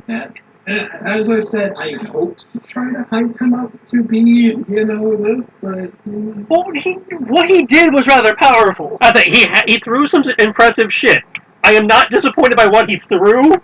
I am disappointed by how quickly he went down. Because I was expecting more of that type of shit. When they were building him up, all this thing. Okay, well, also don't forget, you all went through 243 damage. Oh yeah, I know. That's including all the DR and stuff you all went through. I think my problem in this particular instance is I have not actually run Pathfinder, know how Pathfinder bosses go. So the only D20 I have run is 5e, where this guy probably would have had twice the hit points. True. And would have been dropping legendaries and stuff, so that there was more going on. Yeah, and because I kept waiting for the equivalent of his second form or whatever to kick in, where he starts throwing the really stupid shit, Like the Death Knight. Yeah, like the Death Knight, or that thing where it's like, oh yeah, you got me down to 50% health. I'm gonna turn into a dragon now because shut up. I'm gonna turn it into a Draco Lich. Mm-hmm. But I am not disappointed by his power. I am not disappointed. I am just kind of like, that's not what I was expecting. Yeah, Especially given that we're on level for this encounter. Yeah. Well, we also did get some nasty crits in there. Yeah, there was a lot of critting going on. It was just really good dice rolls and a difference in interpretation between systems. Yeah. Yeah, but anyways, moving back. You all seeing these words, they're all kind of looking at each other, even those that were killing each other at some point, killing each other. I'm still in my song, by the way, because they're technically in combat. So she's intimidated them musically? Do not fuck with us, or we will break you. Fear my pentameter. Since she is a skull, I think it's more like how poetry is said, like Shakespeare. What now, you cursed spitting fools? Do you dare step forth and face destruction? If so, come forth. Oh, so she switched from music to beat poetry. Well, here's a question, though. Yes. Do they speak Aklo? Why do they speak Aklo? They're fucking humans, mostly. I don't think anyone will speak the heathen speech. And as I continually said, I don't think you should have that language. Part of my options. I'll tell you, I know, but there's still GM discretion for it. it's not the weirdest one I've heard somebody walking around with. It's fair, but moving on. They'll look to you, think about. Imagine how terrifying it would be, though. The intimidation check in Aklo, although they not. I don't think it's that intimidating because nobody knows what the fuck you're saying. It's kind of like It sounds scary, though. Not really. Not really. That's like you could be reading the fucking phone book. Exactly. it's like if someone says something to you in guttural German. Yeah. Hey, now, just saying guttural German if they're being loud is actually kind of scary if you don't know what you're saying and you're ignorant of what language is. But moving on. Yes. You see a few of them, like one or a few take a step back, thinking about muttering a few things. You do hear at least some of those that look like magical users, storm, in whispered tones. The hell is that? Oh, good. They don't know either. Oh, I will still maintain the fact that I'm going to me. Oh, no, perfectly fair.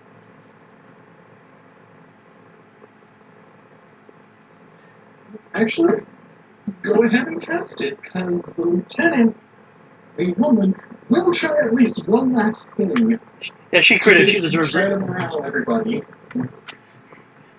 Her crit entitles her. A spellcraft of 27 and know what spell level it is? 1 sec.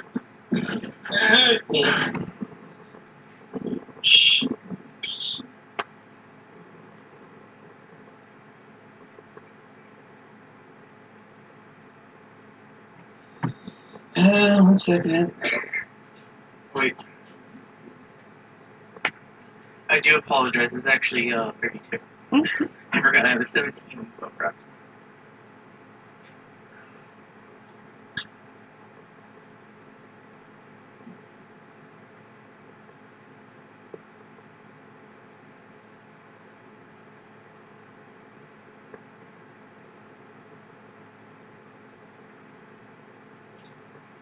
Um, 6. Can't do anything against that. That's annoying. You sure? Even with a +4? The way spellcraft works is I have to spend a spell slot of equal spell level. To what's being thrown. And you can only do 4, right? Yep. That is the highest that you could be. For narrative's sake, do it. For narrative's sake.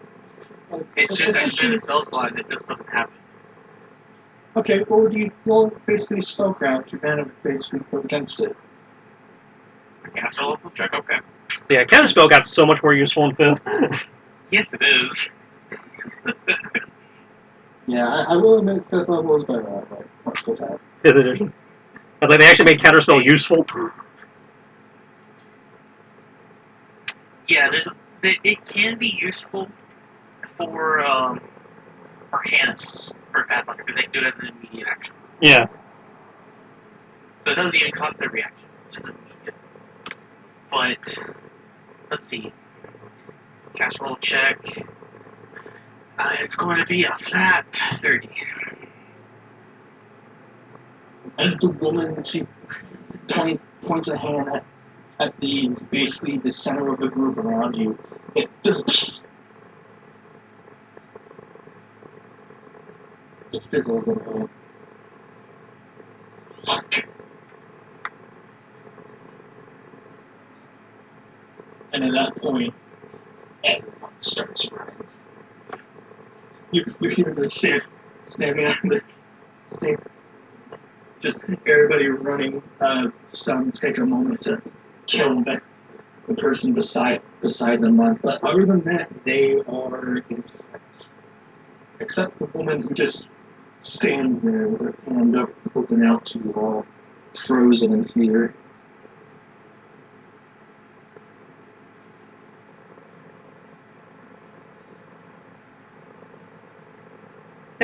I had a question. Mm-hmm. Is this one of those situations where when y'all bring him back, you need his body, or does he use somebody else's body to come back?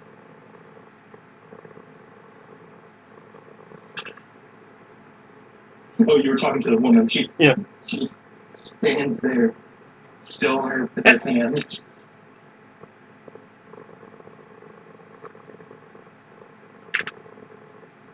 Everybody currently running from you all.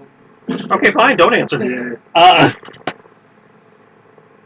I will. There's multiple around. I feel like we came across something about how this thing works. When you finish with drowning with the calabash, you actually see the energies of, like, some of the energy from the form actually moves from the body into the blade he was using. The description of it matching the ravenous blade that he was housed in. You can see sort of how the body used to be a human, Okay, so he's living in the blade. Okay. Yes, the body used to be human. With some with the deformities, it's hard to tell who exactly it is, but there is vague resemblance to Saeed. The Yeah. Sentinel who So his missing son. Yeah. Yay, Diablo 2. The Wanderer. Stay a while. I'm glad I'm the only person who immediately thought of Diablo 2. But seeing all this marvel looks at the woman. Should we be doing something with her? Or Well, I mean, if you want to tie her up, we can bring her back to stand trial for the cultists or something. I don't know what they charge them with. Probably death. if you're going with capture, I believe my people will thoroughly enjoy getting to know her. Now, we have a dilemma here, folks. These artifacts still exist, which means these fuckers can come back. Yes.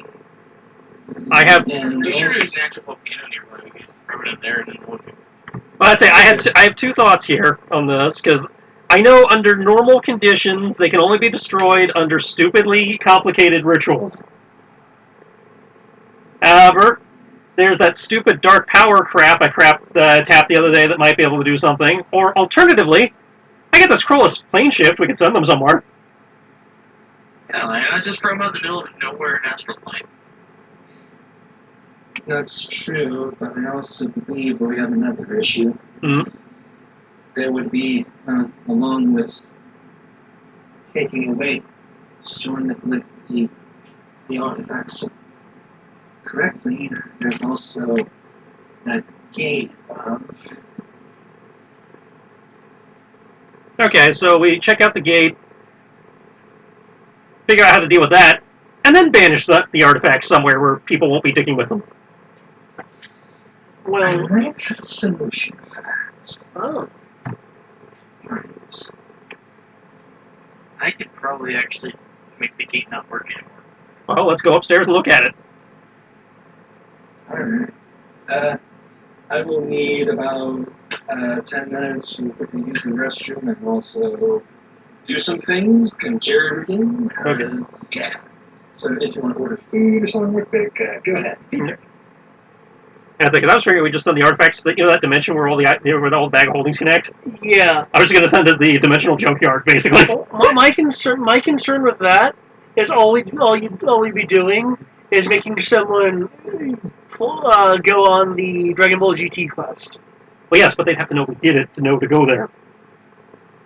And right now there's only one living witness who would know. And I haven't said where I'm sending it. Various forms of divinations. I don't know if divination can transcend planes like that, or if it could affect that particular plane. Well, no, but if it can transcend time, then they could see that it had been plane shifted. Well, yeah, but that still wouldn't tell them where. I don't know if divination that can do that. I think there are some spells that allow you to look back in time. So if they look back to the moment where I did the casting, they would see that I used a scroll to send them somewhere. Now, in theory, I don't think they get. have to know that you cast it to begin with to even try to find it. Right. There's a lot of variables here, but somebody who is determined enough could, in theory, get that much information. Well, I do have a question though. When you're casting plane shift, is your destination a part of the incant? You would have to ask Greg about that, because I know it just says you shift. I would have to say, that is actually a very good question. Because I would assume you would have to designate where you're plane shifting to. Yeah. Yeah, and with how it works, I think it would have to be somehow mentioned or something like that. Yeah. I have a way to make it anonymous, guys. Well, I honestly was just thinking about just storing these at the guild But I do like the plane shift idea, though. I'm just voicing some thoughts about it. Yeah.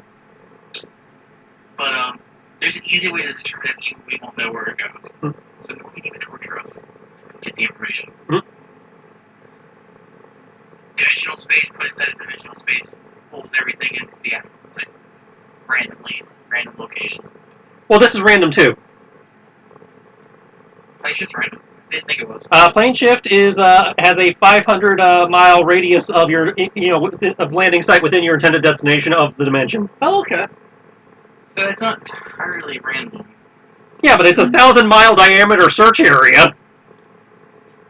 Yeah. That's still a matter of time, though. Instead of being truly random and no one knows.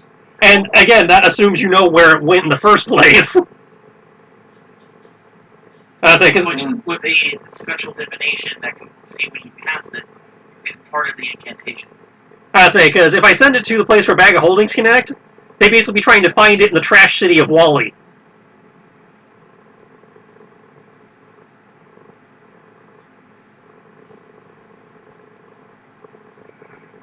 Yeah. So you have 1,000 miles worth of piled junk. Yeah, it's like, I don't have a particular issue with this thought. I just wanted to voice some thoughts about it. This is why I brought it up. It was like, okay, if other people have ideas, I want to hear them. I mean, I just wanted to just have an excuse for a bag of holding into a portable hole. Except we have neither of those. Said that could be catastrophes. You could just create a gate that sucks anything within like 20 feet of it into the gate on a DC 25. According to normal Galarian laws, yes. But remember, we're not on Galarian. We're in Greg's world where shit works differently. That's true. I mean, if we end the universe, that's one way of preventing it as well. Also, again, we don't have a portable hole or a bag of holding for the Steven. Have a bag of holding. Okay, we still lack a portable hole.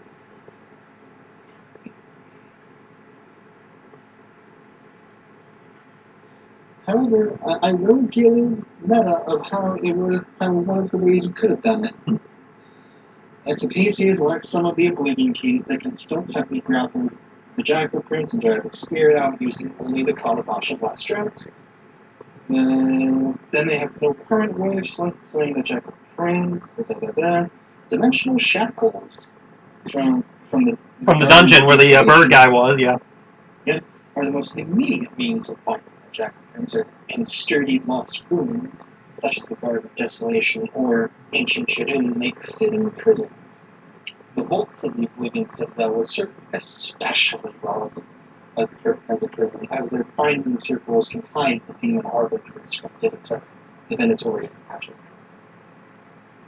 And there's also ways to collapse it, and with luck, we'll remove this threat from Galarian for another 7,000 years. That reminds me, if we go into the basement where divination doesn't work, and then I do that, then they can't look back in time and figure out what I did.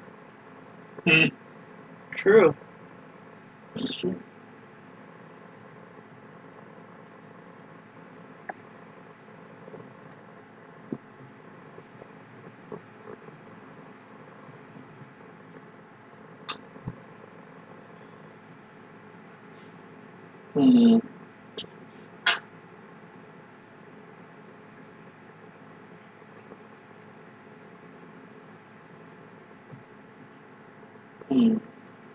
Trying to figure out where to go from here. You always said I was so crap. No, it's just how quickly this all happened, quote unquote. Because me and Tris had to keep going over, like, what, 3 sessions? Yeah. Well, here we are. So, Make it 2. we have this session and then possibly one more for epilogue shit, assuming we don't finish up early enough to get the epilogue shit done here, yeah. So, So yeah, see, I'm not the only one who was floored by how quickly this guy went down. yeah, because that means I actually have to finish it faster. But on to the last thing that we Well, need to do. He's going through the book now. Yeah, so he's going through the book now. Hold on. And you also get gear from him. Yay? Okay, question mark. Well, we know he's got another evil scimitar thing. One of these, I think, will be very nice. +2 leather. Okay.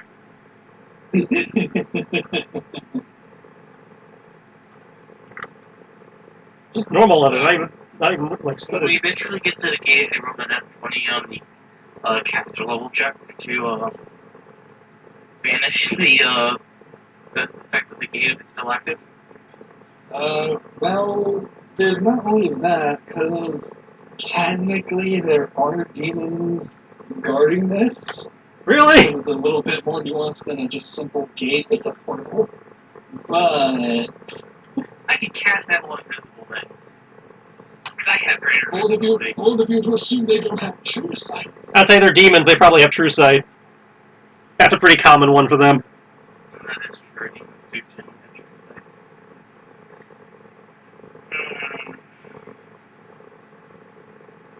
I mean... Actually, wait. We know where it's at. I technically don't even go there. It just has to be within range of me. Which means we probably go up one floor. That'd be close enough.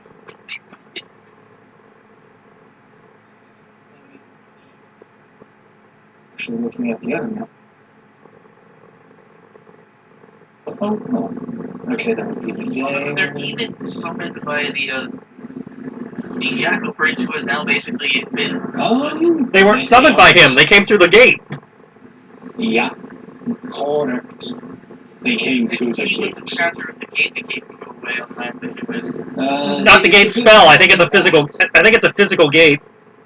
Yeah, it's a gateway. So it has a magical effect on us. Yes. Your air conditioner is air conditioning again. Your air conditioner is air conditioning again.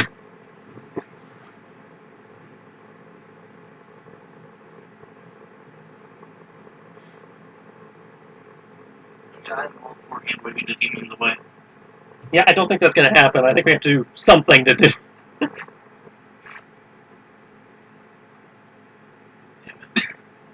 I'm happy with that answer, but damn it. How is it? Much better. Yeah, sorry, I almost forgot about that.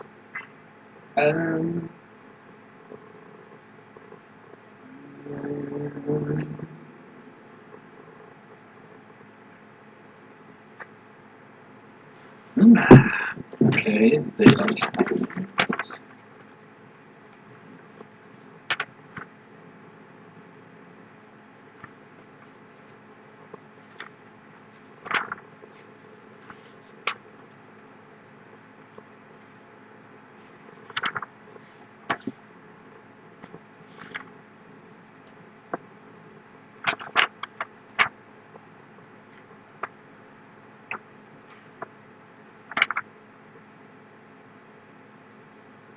Yeah, they can see invisibility.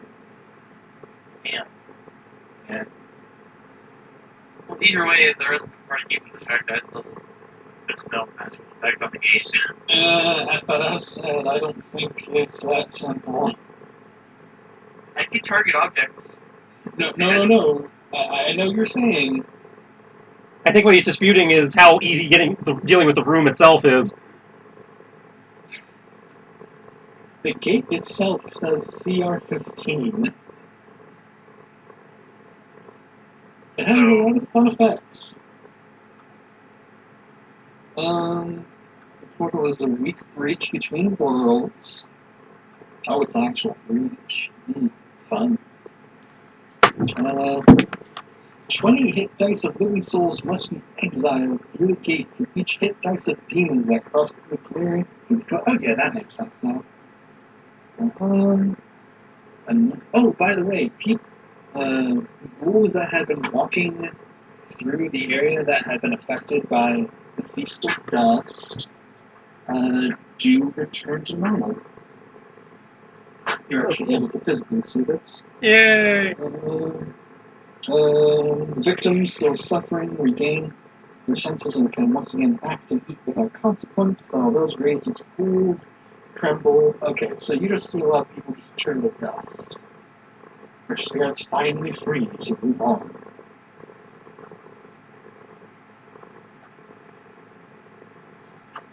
But moving back, yeah, it needs a DC 40 used magic check just for a non-demon to actually use the orb. What about for a half demon? It doesn't say. However, apparently, if you do have an Oblivion key, you get a +10 circumstance bonus.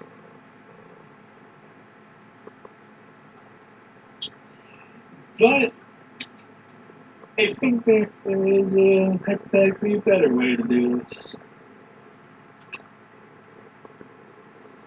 Well, actually, I don't think it would even be that way. Mar was going to suggest using explosives, since you have gathered quite a bit over the adventure. But, even I don't know, I'm not going to use it.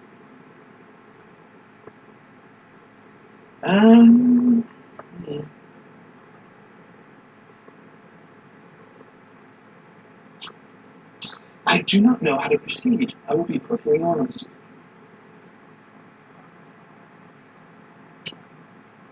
Because for all intents and purposes, the portal technically is dealt with.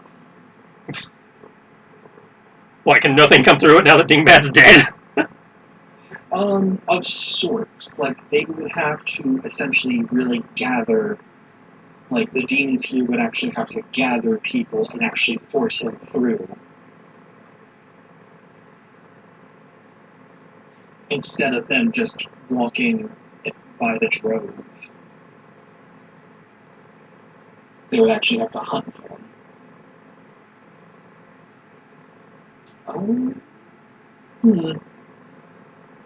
And here I was going to have the tower going to start crumbling in epic fashion, and you will escape. Well, technically, you could have just, said that happened, and the gate was dealt with that way.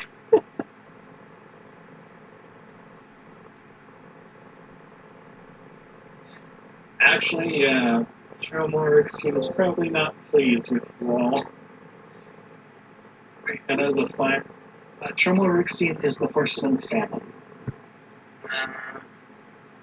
And that was essentially his favorite boy you messed with. So, I think pretty much. So, as a final fuck you, he essentially tries to make the portal explode in on itself. And take the tower and everything in it with him. With the portal.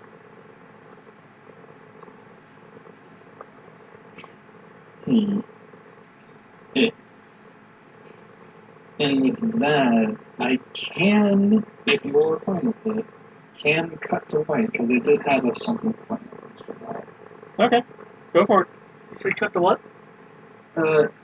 As the tower crumbles, and as you all were gonna take a look at the portal, First, you wait, all are, I'd say first we want to banish the artifacts before looking at the portal. Yeah, let's Okay. banish them. So go to the basement, banish the artifacts, then go up to the look at the portal, trigger the cutscene. Alright, I think it would be as soon as you finish banishing the articles. So so tell me exactly what you are doing with those items. We are going down to the divination-proof basement. Mm-hmm. And I'm using the scroll of plane shift we got off that one that said dead priest or whatever it was. Mm-hmm. And I'm going to use that scroll to send the 4 Oblivion keys to the dimension that connects to bags of holding, handy haversacks, that kind of thing. Because that actually is a plane of existence.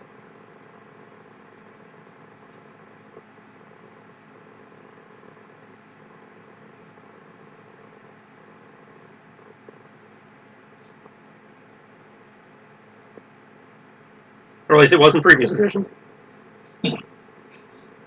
To where?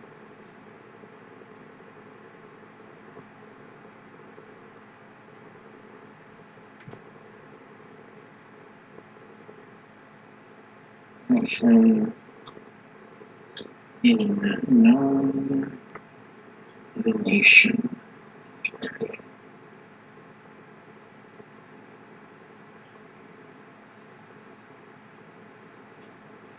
Okay. So, cats.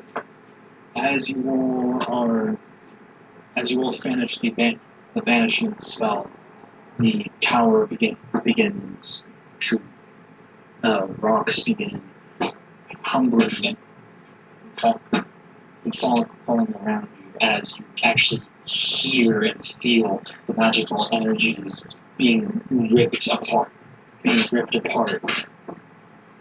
as said by the final act of Dromondrixian upon you all of defeating his champion. You all begin running towards the door, but as more and more debris start falling, and as the ceiling itself begins to fall, suddenly silence. Your visions all turn to white.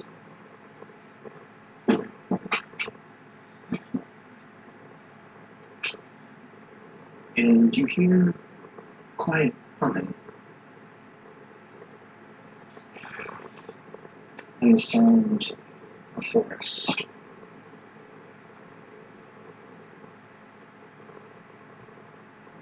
As you all essentially come back to consciousness, you find yourselves in a rather lavish, essentially bed chamber.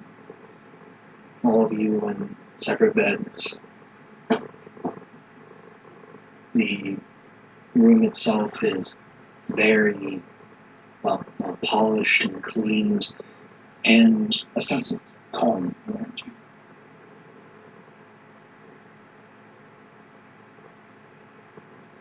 I apologize for this weapon, but it's best I can figure out.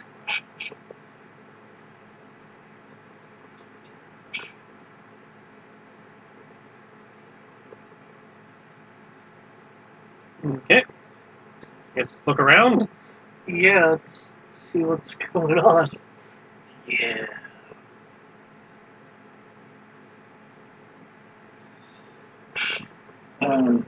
As you get out, you do see a open balcony that opens up to the light. You find it to be daytime, but comparatively to the near evening when you all had went into the tower. The sight before you is a landscape breathtaking of greens and browns and lush forests and the like,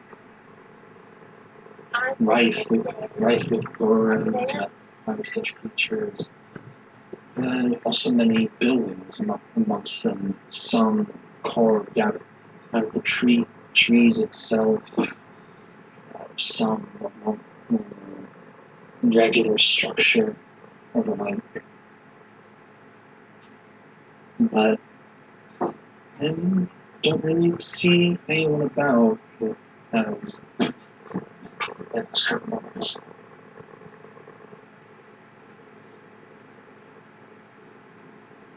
Most of the joke is say that we're currently dead and we're on the heavenly celestial planes. Only one way to find out. That's true. Keep walking. Yep. Let's go find out where we're at. While we're walking, Cyrus is going to toss up the Eagle Eye spell. Mm-hmm. That's fine. So we have a huge, basically a drone over us that gives us longer distance viewing. You do notice one thing as you were walking around. Any cuts you all have had are completely healed. You do notice some minor bandages on you, and Mar is not with you. That's a waste of bandages because thanks to the combo of Kiyomi and Kit Kate, Everybody was at full health. Ooh. Fair enough. But as you go through the door and enter a very elaborate and hallway, you actually see Nehemiah, the princess of Predica. Oh, you all are awake. Good. Yeah, we're awake. Where's everybody else? Here and there, they're doing their duties. I want to see if you're doing well. And I see that is the case. Glad you all were able to survive that particular last bout. Thank you. Yeah. Am I still exhausted? No, well rested. All of you well rested. But probably, you're not sure if you slept, but if you did, then you have a feeling of peace of mind. That was the best bed. That was the best bed. She smiles and nods. And nods. Well, I would hope. I would think so. The Fae are particularly finicky when it comes to their particular objects.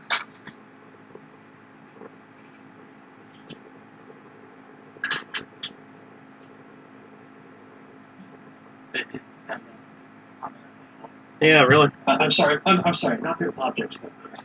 Hmm. Okay. Yeah, their craft. I'm I actually meant to aware. say I'm craft. trying to get Yeah, I'm like, as soon as I said it, I'm like, oh god, that's not what I meant. Yeah.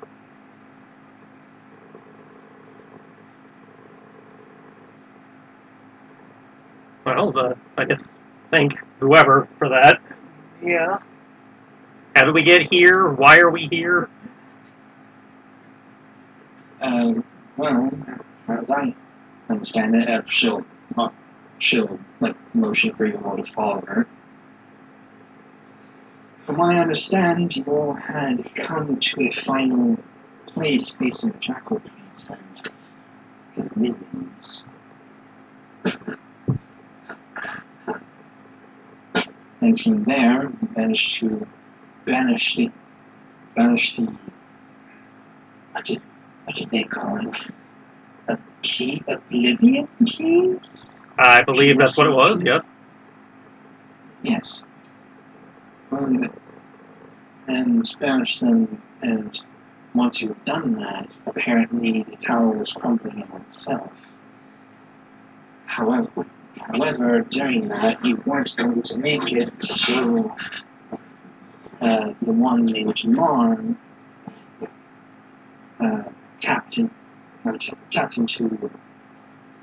was forced to tap into their particular.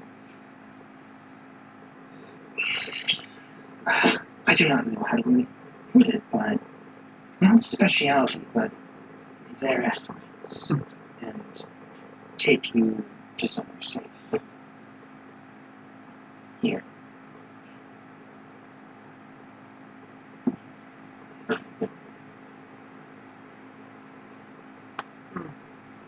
Well, thank Mar when you see him.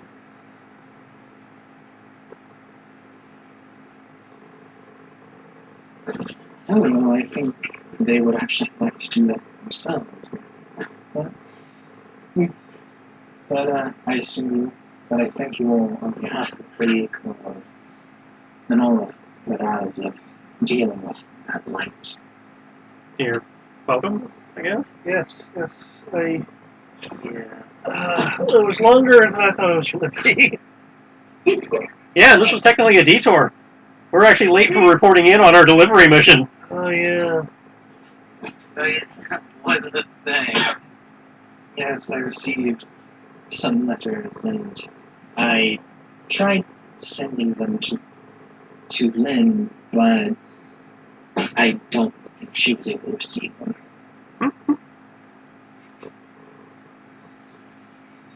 But however, I do think there is someone who he would like to speak with you all first, if you would like. Alright. Lead on, or directions, or however that works. Yes. You were led through the halls, opening up to the sky itself, and you find yourself in practically a place of fairy tale. So even your world of just pixies and like just wonderful, fantastical things, hustle and bustle, strange creatures and the like. All before coming to a garden. For two figures, one a woman with somewhat pointed ears, with lavish black and coal black hairs, listening to someone with their backs to you, singing something.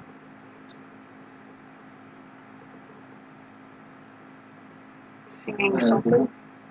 Singing, humming some sort of tune, essentially.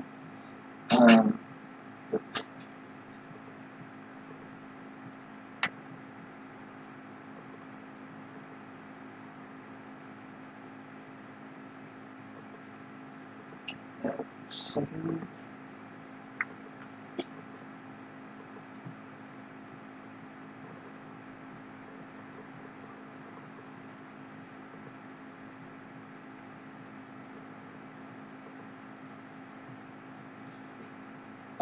But the woman sees you all approach and holds a hand up to the figure, and they stop and turn to you all. The face is of someone of rather nondescript, youngish, a youngish face, kind of somewhat blonde hair that is about shoulder length. But the strangest thing about them, most eye-catching, literally, is their pupils are the color of black, and little stars seem to shine.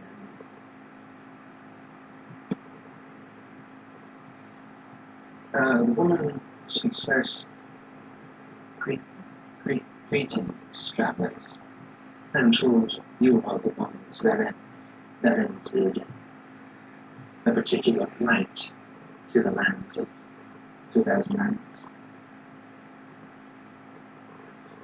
Yes?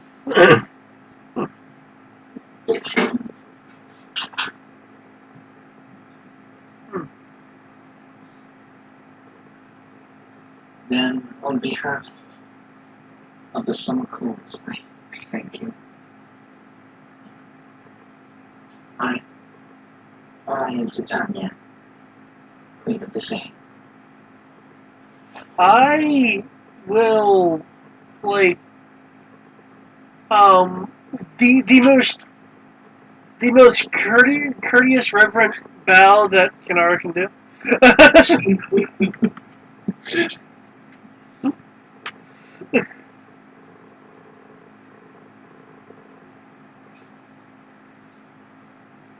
Len will like nod his head in a bow, but won't go much further than that because he's kind of like stuck right now. Like,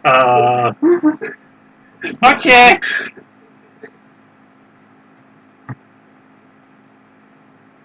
Jump the shark a bit. He's like, I know not. Perfectly fair. I apologize how ramshackle this is. I thought I would have more time to come up with this. But she nods to you all, and again, thanks to you on behalf of not only of basically her holdings, as she explains that essentially Krayiko is the closest, because of the particular ways magic has influenced the world. Krayiko is one of the closest rifts to the failed. Therefore, she is able to influence a bit and therefore make the desert more habitable. And the threat of the Jackal Prince would have been a severe thing, because, as you know, as because of how for some reason, when the Fae go, or when anyone goes over to, essentially, she calls it your world, magic seems hampered, seems constrained, controlled.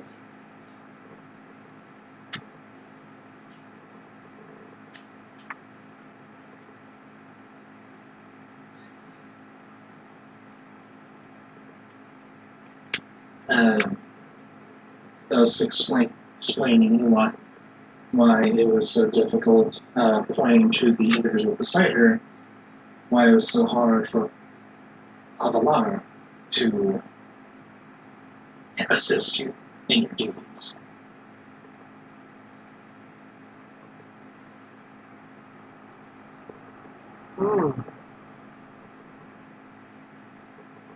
The individual does a performance vow, and you recognize the voice as the one called Mar. I was wondering. It's a pleasure to see that you did survive. I worried if I did not do it in time, or that I tapped in enough. Well, thank you very much. I did not expect such repercussions. Well, repercussions on what? Well, I realized that we were working towards good, of course, but not on such a scope.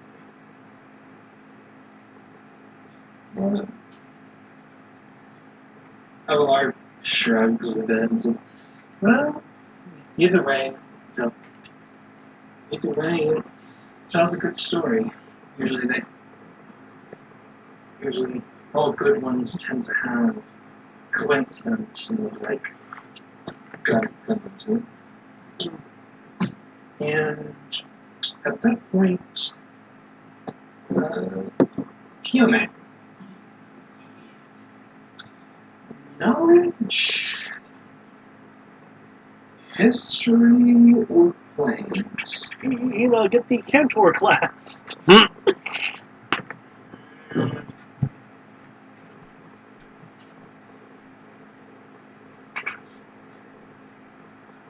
18 plus 12, so The name sounds familiar, Avalar. Some stories? And then it hits, and then you recall that one of the more famous, like, fanciful lore with the fame, like, was the quote-unquote first bard, Avalar. First bard of the thing.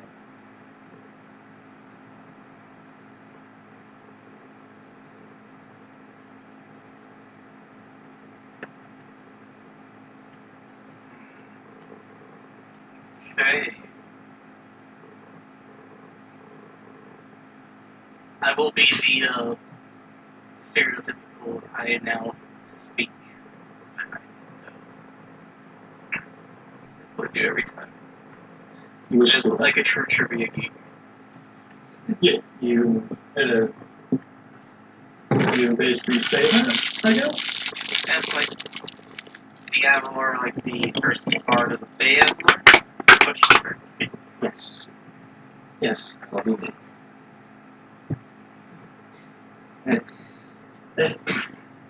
And I must say, you have given me quite a playwright. It would be good to add to my collection. And if you so wish, I can. You see the stars literally sparkle in their eyes. I can try to see if I can tell what stories are left for you. Or see if I can take a glimpse of some stories that you might hold. No offense, but I'd rather be surprised. Yeah. Slowly shifts the camera. It wouldn't be a spoiler if you were like something that. I would be afraid to know how, but I am fine if knowing if.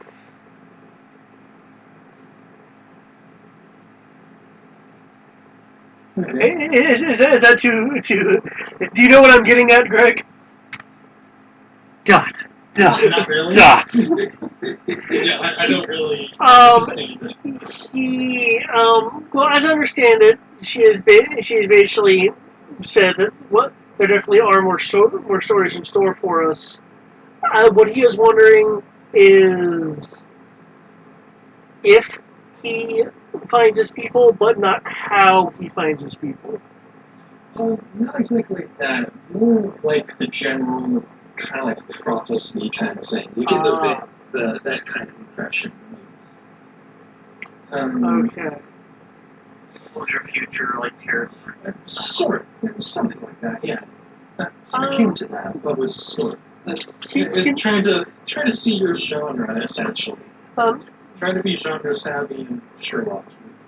Nora would be interested in like tarot prophetic kind of thing.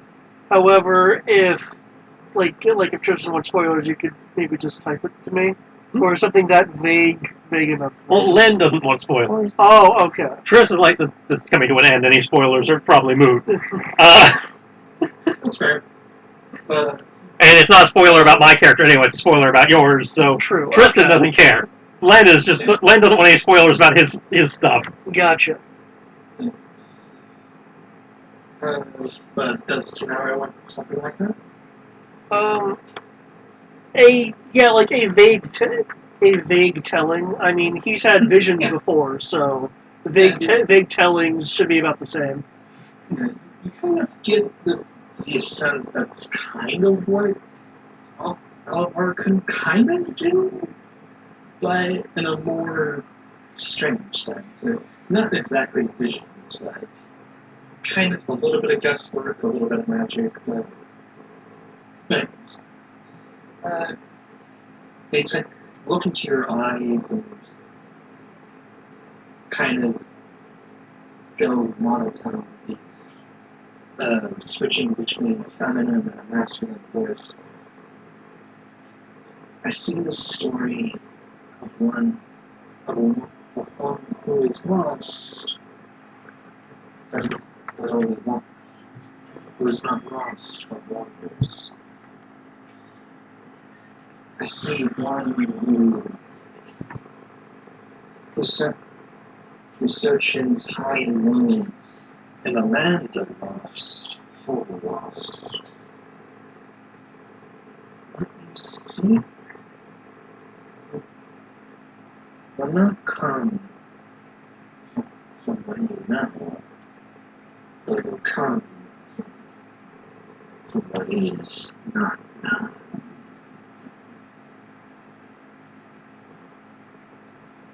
Okay. I feel like I fucked that up, but okay.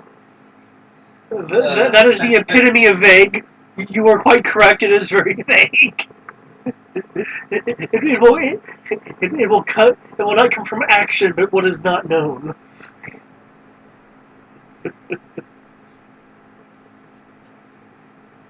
What is known, but is unknown.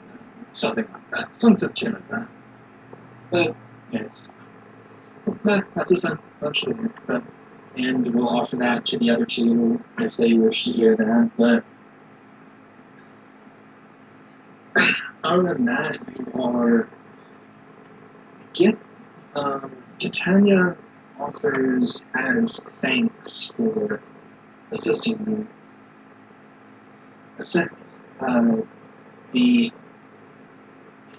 By request, a item that her craftsman can forge for you, can make for you, and as a gift.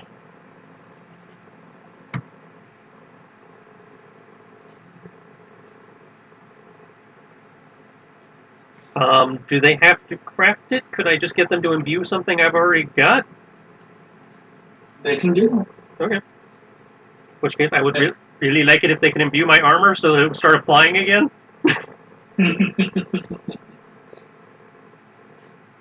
What was keeping you from that? It was non-magical, so the fact that you kept jumping us with magical weapons mean the damage reduction stopped applying. So you wish for magic, yes. I was like, he doesn't want to get rid of the armor he made himself, but he would like it to be magical now so that it would start applying again. Okay, if there's any particular enchantments you want to put on it, we can speak. Up to plus, consider the party, +4. Cool. Maybe plus 5, like up to plus 5, as many enchantments as you can put on. I will, look at what's in the book and get back to you. And that's, of course, if we ever come back to this. And they'll get it to you at some point. Because, actually, no, this is the Feywild. What am I talking about? It will arrive when it arrives if we're talking about the Feywild. Yeah. But, other than that, they can help you go on your way and get you home as soon as possible. Cool. Retrieve our animals and go home.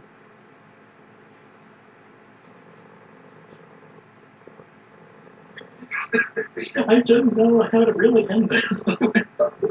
I should never be ending tonight. I'd say riding us off into the sunset from the Feywild is a more than reasonable ending. Yeah. Especially with what we ended up doing. It sets us up for adventures to come in the future. Gives a satisfying conclusion as we were thanked by the Fey court and shit.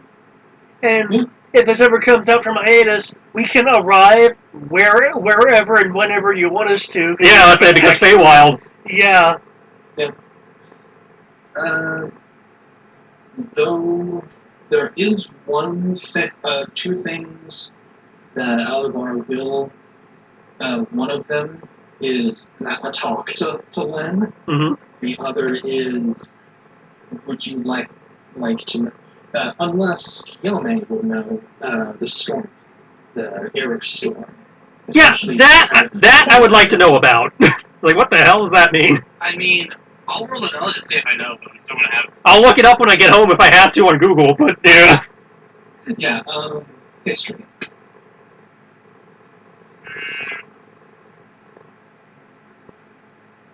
Have no ranks in it. So You want it? I will let the bard, who actually has, in theory, ranks for that. 31. Oh wait, the Destiny thing. Sure, make it up 35.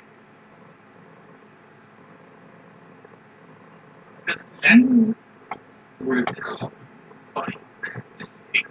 There's been a lot of different there's been a lot of different stories about people who claim themselves to be like the king of storms, the queen of storms, or things like that. But heir of storm, you're especially in context, you're like, I got nothing. Okay, so yeah, I guess we have to ask the Bard of Bards.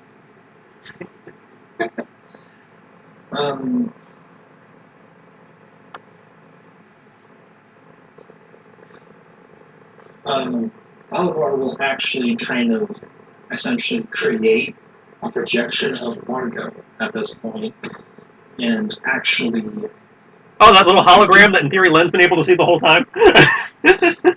yes, except now for everyone, and actually in full form, as if she were a normal individual. Essentially, yes, it is Saber, Yep. Artoria Saber. However, that she will be wearing a helm and some other things that are kind of like superficially imposed on her. Even Margot's like, Master, I'm confused. He just shrugs. Feywild. Question mark. Insert the lane of we don't know. Just move on. And suddenly you find yourselves on the floor of a stage, as Margot seems to be the center of the spotlight. Whoop. We changed sabers. Yeah. We went from Arturia Saber to Nero Saber. No, it's still a traditional con.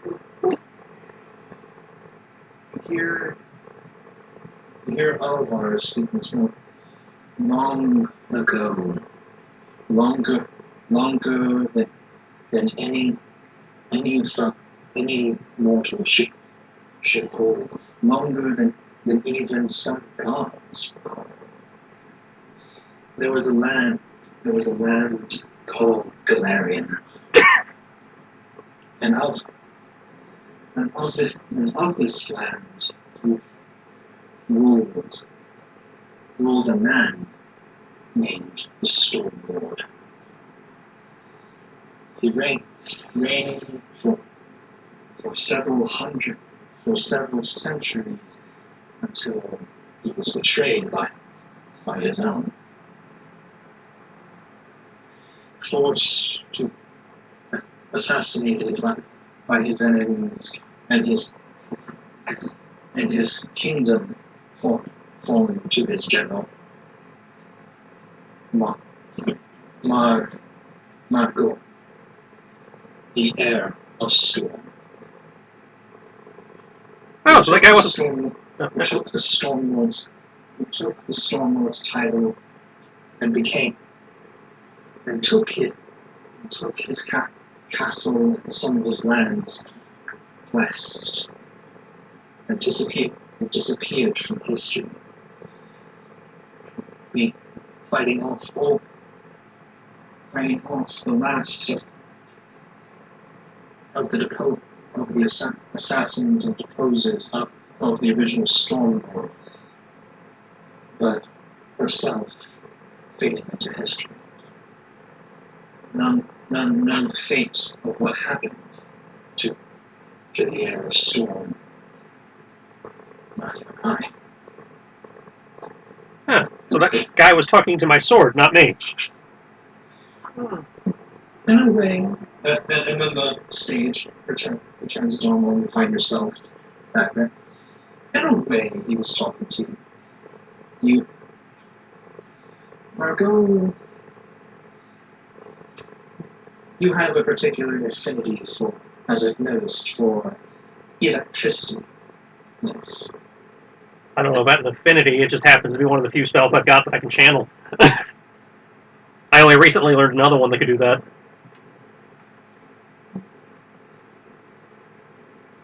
You call it that. Perhaps offended. The point is, you, to a degree, have bonded yourself to apparently a fragment of what was the Stormlord's first. I do not know how exactly this came to be. I only know of until his defeat. After that, I can't say.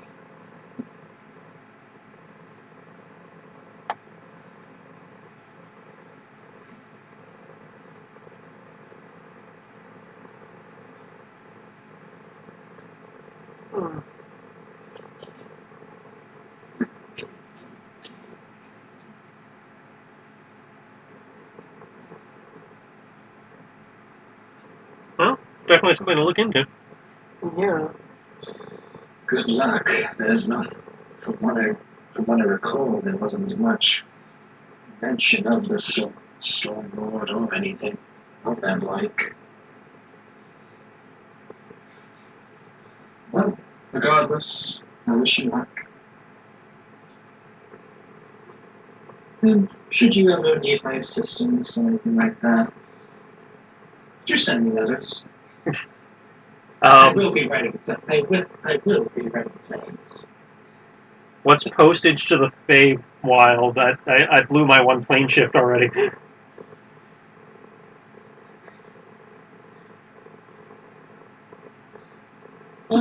Alvar just gives you a piece of paper with essentially some of his name on it. Just read that. Okay. And then put it somewhere. Okay, so it's like writing Santa. Got it. Okay. Oh yeah, it's fine.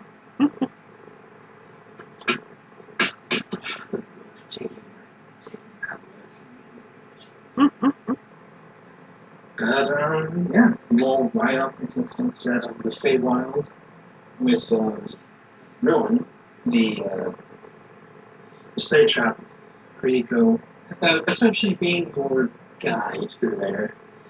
Since he's also back. Everyone was Fey the whole time. Dun dun dun. But yes, and that is where we will leave our strange band of firebrands for now. Questions, concerns, favorite recipes, or screams of indignation?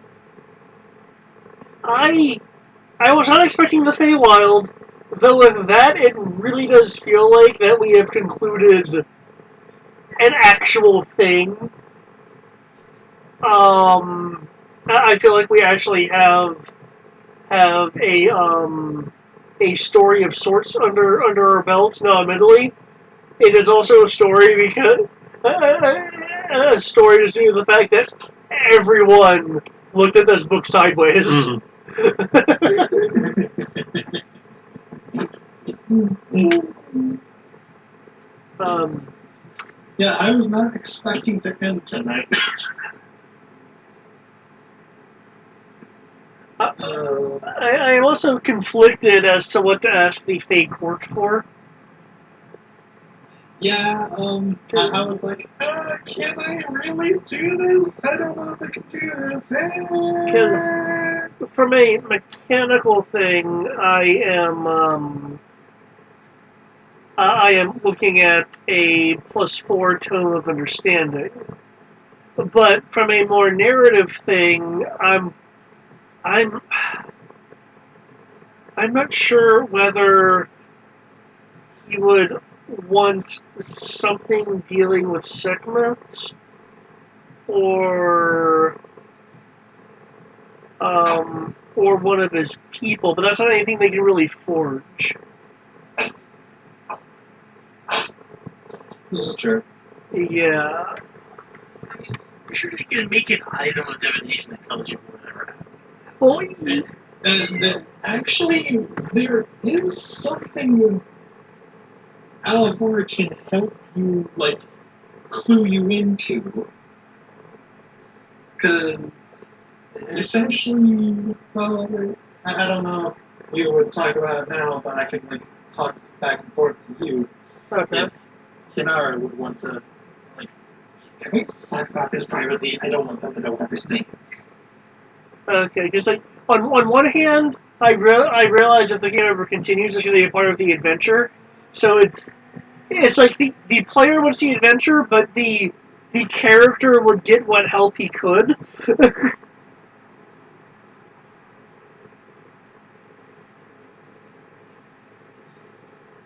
Because essentially, Alavar would explain to Kinara kind of the role, like something about the world, like how it might not exactly work because of how weird some things are over there. It's like your people might not actually be there because of this. So, I say true. Okay. Like essentially, they'll take Kinara, and we can discuss this at some other point, like genuinely. That's okay. But they'll explain to Kinara that how you got here, this is not the same world you came from. This is completely different. Like, Saknet had to give you knowledge of this place. You've kind of been jumping around a lot of different places, he thinks. Or, like, you can collaborate with him. Yeah. Essentially, Alvar will say, yeah, I kind of doubt your people would be here, but the way to them might be. Like, you might be able to find a way to them, but that requires a lot of magic. Gotcha. And magic over there is... Unless you want to give up your spleen, then apparently magic is freaking awesome. Yeah, that's what he talks to Len about. He's like, hey, that's a dark road you're going down, because essentially magic there involves give and take. Like, yeah, I'm aware it's a dark road. That's one of those in case of emergencies. Okay, good. As long as you're aware of the risks. Like, I was actually ready to use it on the Jackal Prince. I'd actually done the math and everything, and then it was like, oh, he just went down. Okay. Yeah. I think it was the next thing you were going to do. No, what I was waiting for was a situation that I see happen a lot in 5e, where most of the party is, somewhere in the neighborhood of a third hit points, the healing spells are running out, and, we're out of options, and that just never came. Yeah, I was holding my fifth spell slot, my last fifth spell slot for Breath of Life. Yeah. That's it, because what I was sitting on was a caster level 20 maximized vampiric touch. Oh, Jesus. Yeah. Yeah. Because originally it was going to be shocking grasp, but then he was immune to lightning, or rather super resistant to lightning. So it's like, I was looking, it's like, oh, I've got vampiric touch. He hasn't demonstrated immunity to that yet, and that doesn't have a damage type. It's just damage. It's just take it. Yeah. Check him. It's damage is the damage of you just taking it. So I would have brought my constitution down to 2, but he would have taken it in the ass. And that would get healed up along arrested. It would take several days to get it back. Yeah. They would have healed you in the Feywild. By the time we got to the Feywild, I would have been fine, but it basically would have been okay, I've got 2 con left. If this didn't take him out, it definitely softened him up for somebody else to finish him off. And I'd have a shit ton. And I'd have a shit ton of temporary hit points. Actually, yeah, what does 20 do to someone? Horrible things. I did that part. What's the actual? At 3rd level, it is a max of 10d6. So I would effectively have been, in theory, able to do 20d6, so 240 damage, plus the sword's damage. 20d6? You mean 120? Its base is 10d6, max. Yeah. And then I would have added another 10d6 to that, because it's per caster level. So if I brought it up to a character level 20 caster, that would have been 20d6. So that's 6 times 20, so That's 120. yeah. Plus the damage of the sword. There you go. But yeah, And in theory, I could have pumped it higher than that. That's just where my head was at initially. that's right. But what everyone think of the campaign, and if it was a satisfying enough ending, and any other stuff. For a story perspective, it was a satisfying ending. Through no fault of your own, the boss did not live up to the hype of the module that had, provided.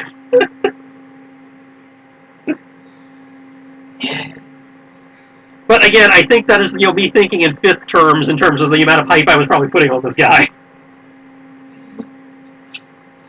As I said, through no fault of your own, you did a great job with what you were handed. Yeah, because as soon as I saw the exhausted, I'm like, oh. Yeah, those debuffs, devastating. Yeah. Thankfully, that was only once per day, but I'm like, yeah, damn. Actually, let me go ahead and tell you what this fucker had open his ass. Let's see. At Go, Feast of Passions. DC 18. And the skill of Expose if you so wish.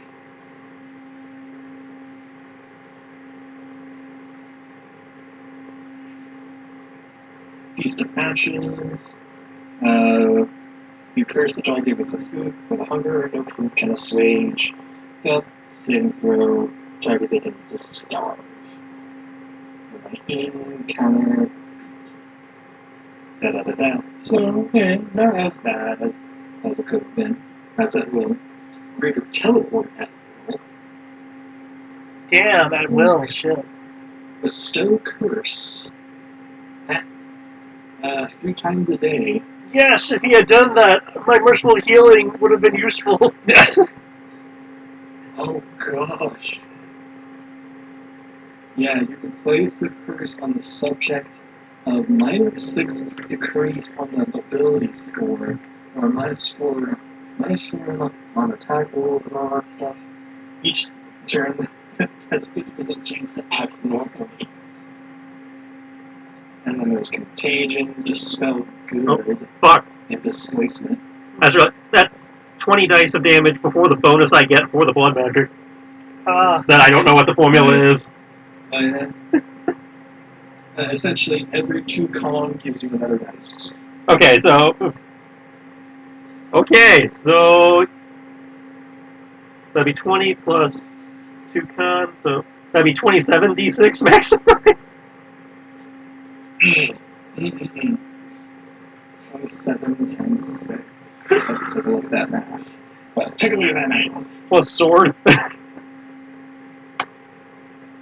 162 damage minimum. 162 damage plus your sword. which I'm looking at now, so 162 plus 15 would be 177 plus a d8. You get an 8. 185. Wait, the elemental damages too? I wasn't counting elemental damages because those weren't doing anything. Was he immune or was it attack? I'd say in Pathfinder he had energy resistance, which is an actual number off the die code. I'm willing to bet that number was more than a d6. AC 10. So yeah, he was knocking acid, 10. Yeah. Acid, cold, electricity, and fire. So the elemental damage would only work on a crit. Yeah. Yeah. And even then, almost something.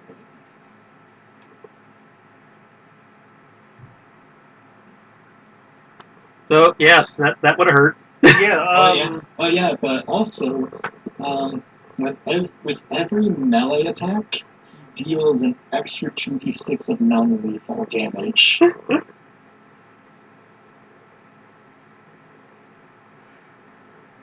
It's just disgusting. In theory, he is disgusting that fight.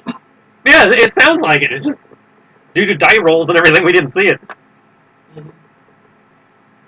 Which always sucks when you build this awesome boss, but players always make their saves, so all the stuff that's going on, they have no idea. Oh, yeah. Oh, BT dubs. The Jackal Prince, if anyone was weakened enough and nearby enough, the Jackal Prince tries to grab the weak characters and impale them on the Tree of Desolation. Yeah, you had mentioned that when you mentioned the tree. Your soul. Yeah, at that point, being impaled on the tree provides deeper exposure to the unfiltered nature of Abaddon. Yep. The initial injury deals 2d6 of piercing, afterwards 6d6 damage and 2d4 wisdom. Whew. This is... Oh, the living creatures who approach within 10 feet of the tree will succeed DC 18 or save. Or immediately approach the tree, pluck an unripened fruit, and eat it. Oh, well. We didn't do that part. Yeah, I didn't see that. I forgot about that part. Eating one of the tree's fruits imbues the creature with the misery of Abaddon. 46 damage, 26 wisdom. Successful 4 of 18 halves it. That is a skin amount of damage or something. That is effectively a state symbol thing. Well, Tree of Might. Yeah, and at this point, after everything you all have put up with me for, it says, like, technically by the end of this module, you should be 14. Oh, okay, cool. And we did it at 12. So I'm like, you know what? Let's make it 14, because I'm just like... Woo!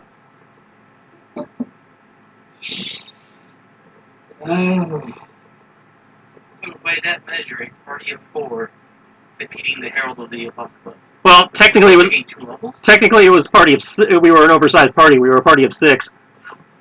Yeah. I'll tell you, because what he was saying, it sounded like what he was saying is we were supposed to be 14 by the time we got here. Yeah, Feast of Dust is designed for 4 characters using the medium track. Starts at 11, ends at 14. Yeah. But we came in at a lower level, so I think we got the same number of levels we were supposed to, but because we started lower than we were supposed to. Yeah, and I'm just like, you know what, you want to put up with me and this damn fucking book for so long. You know what, level 14. Fuck it.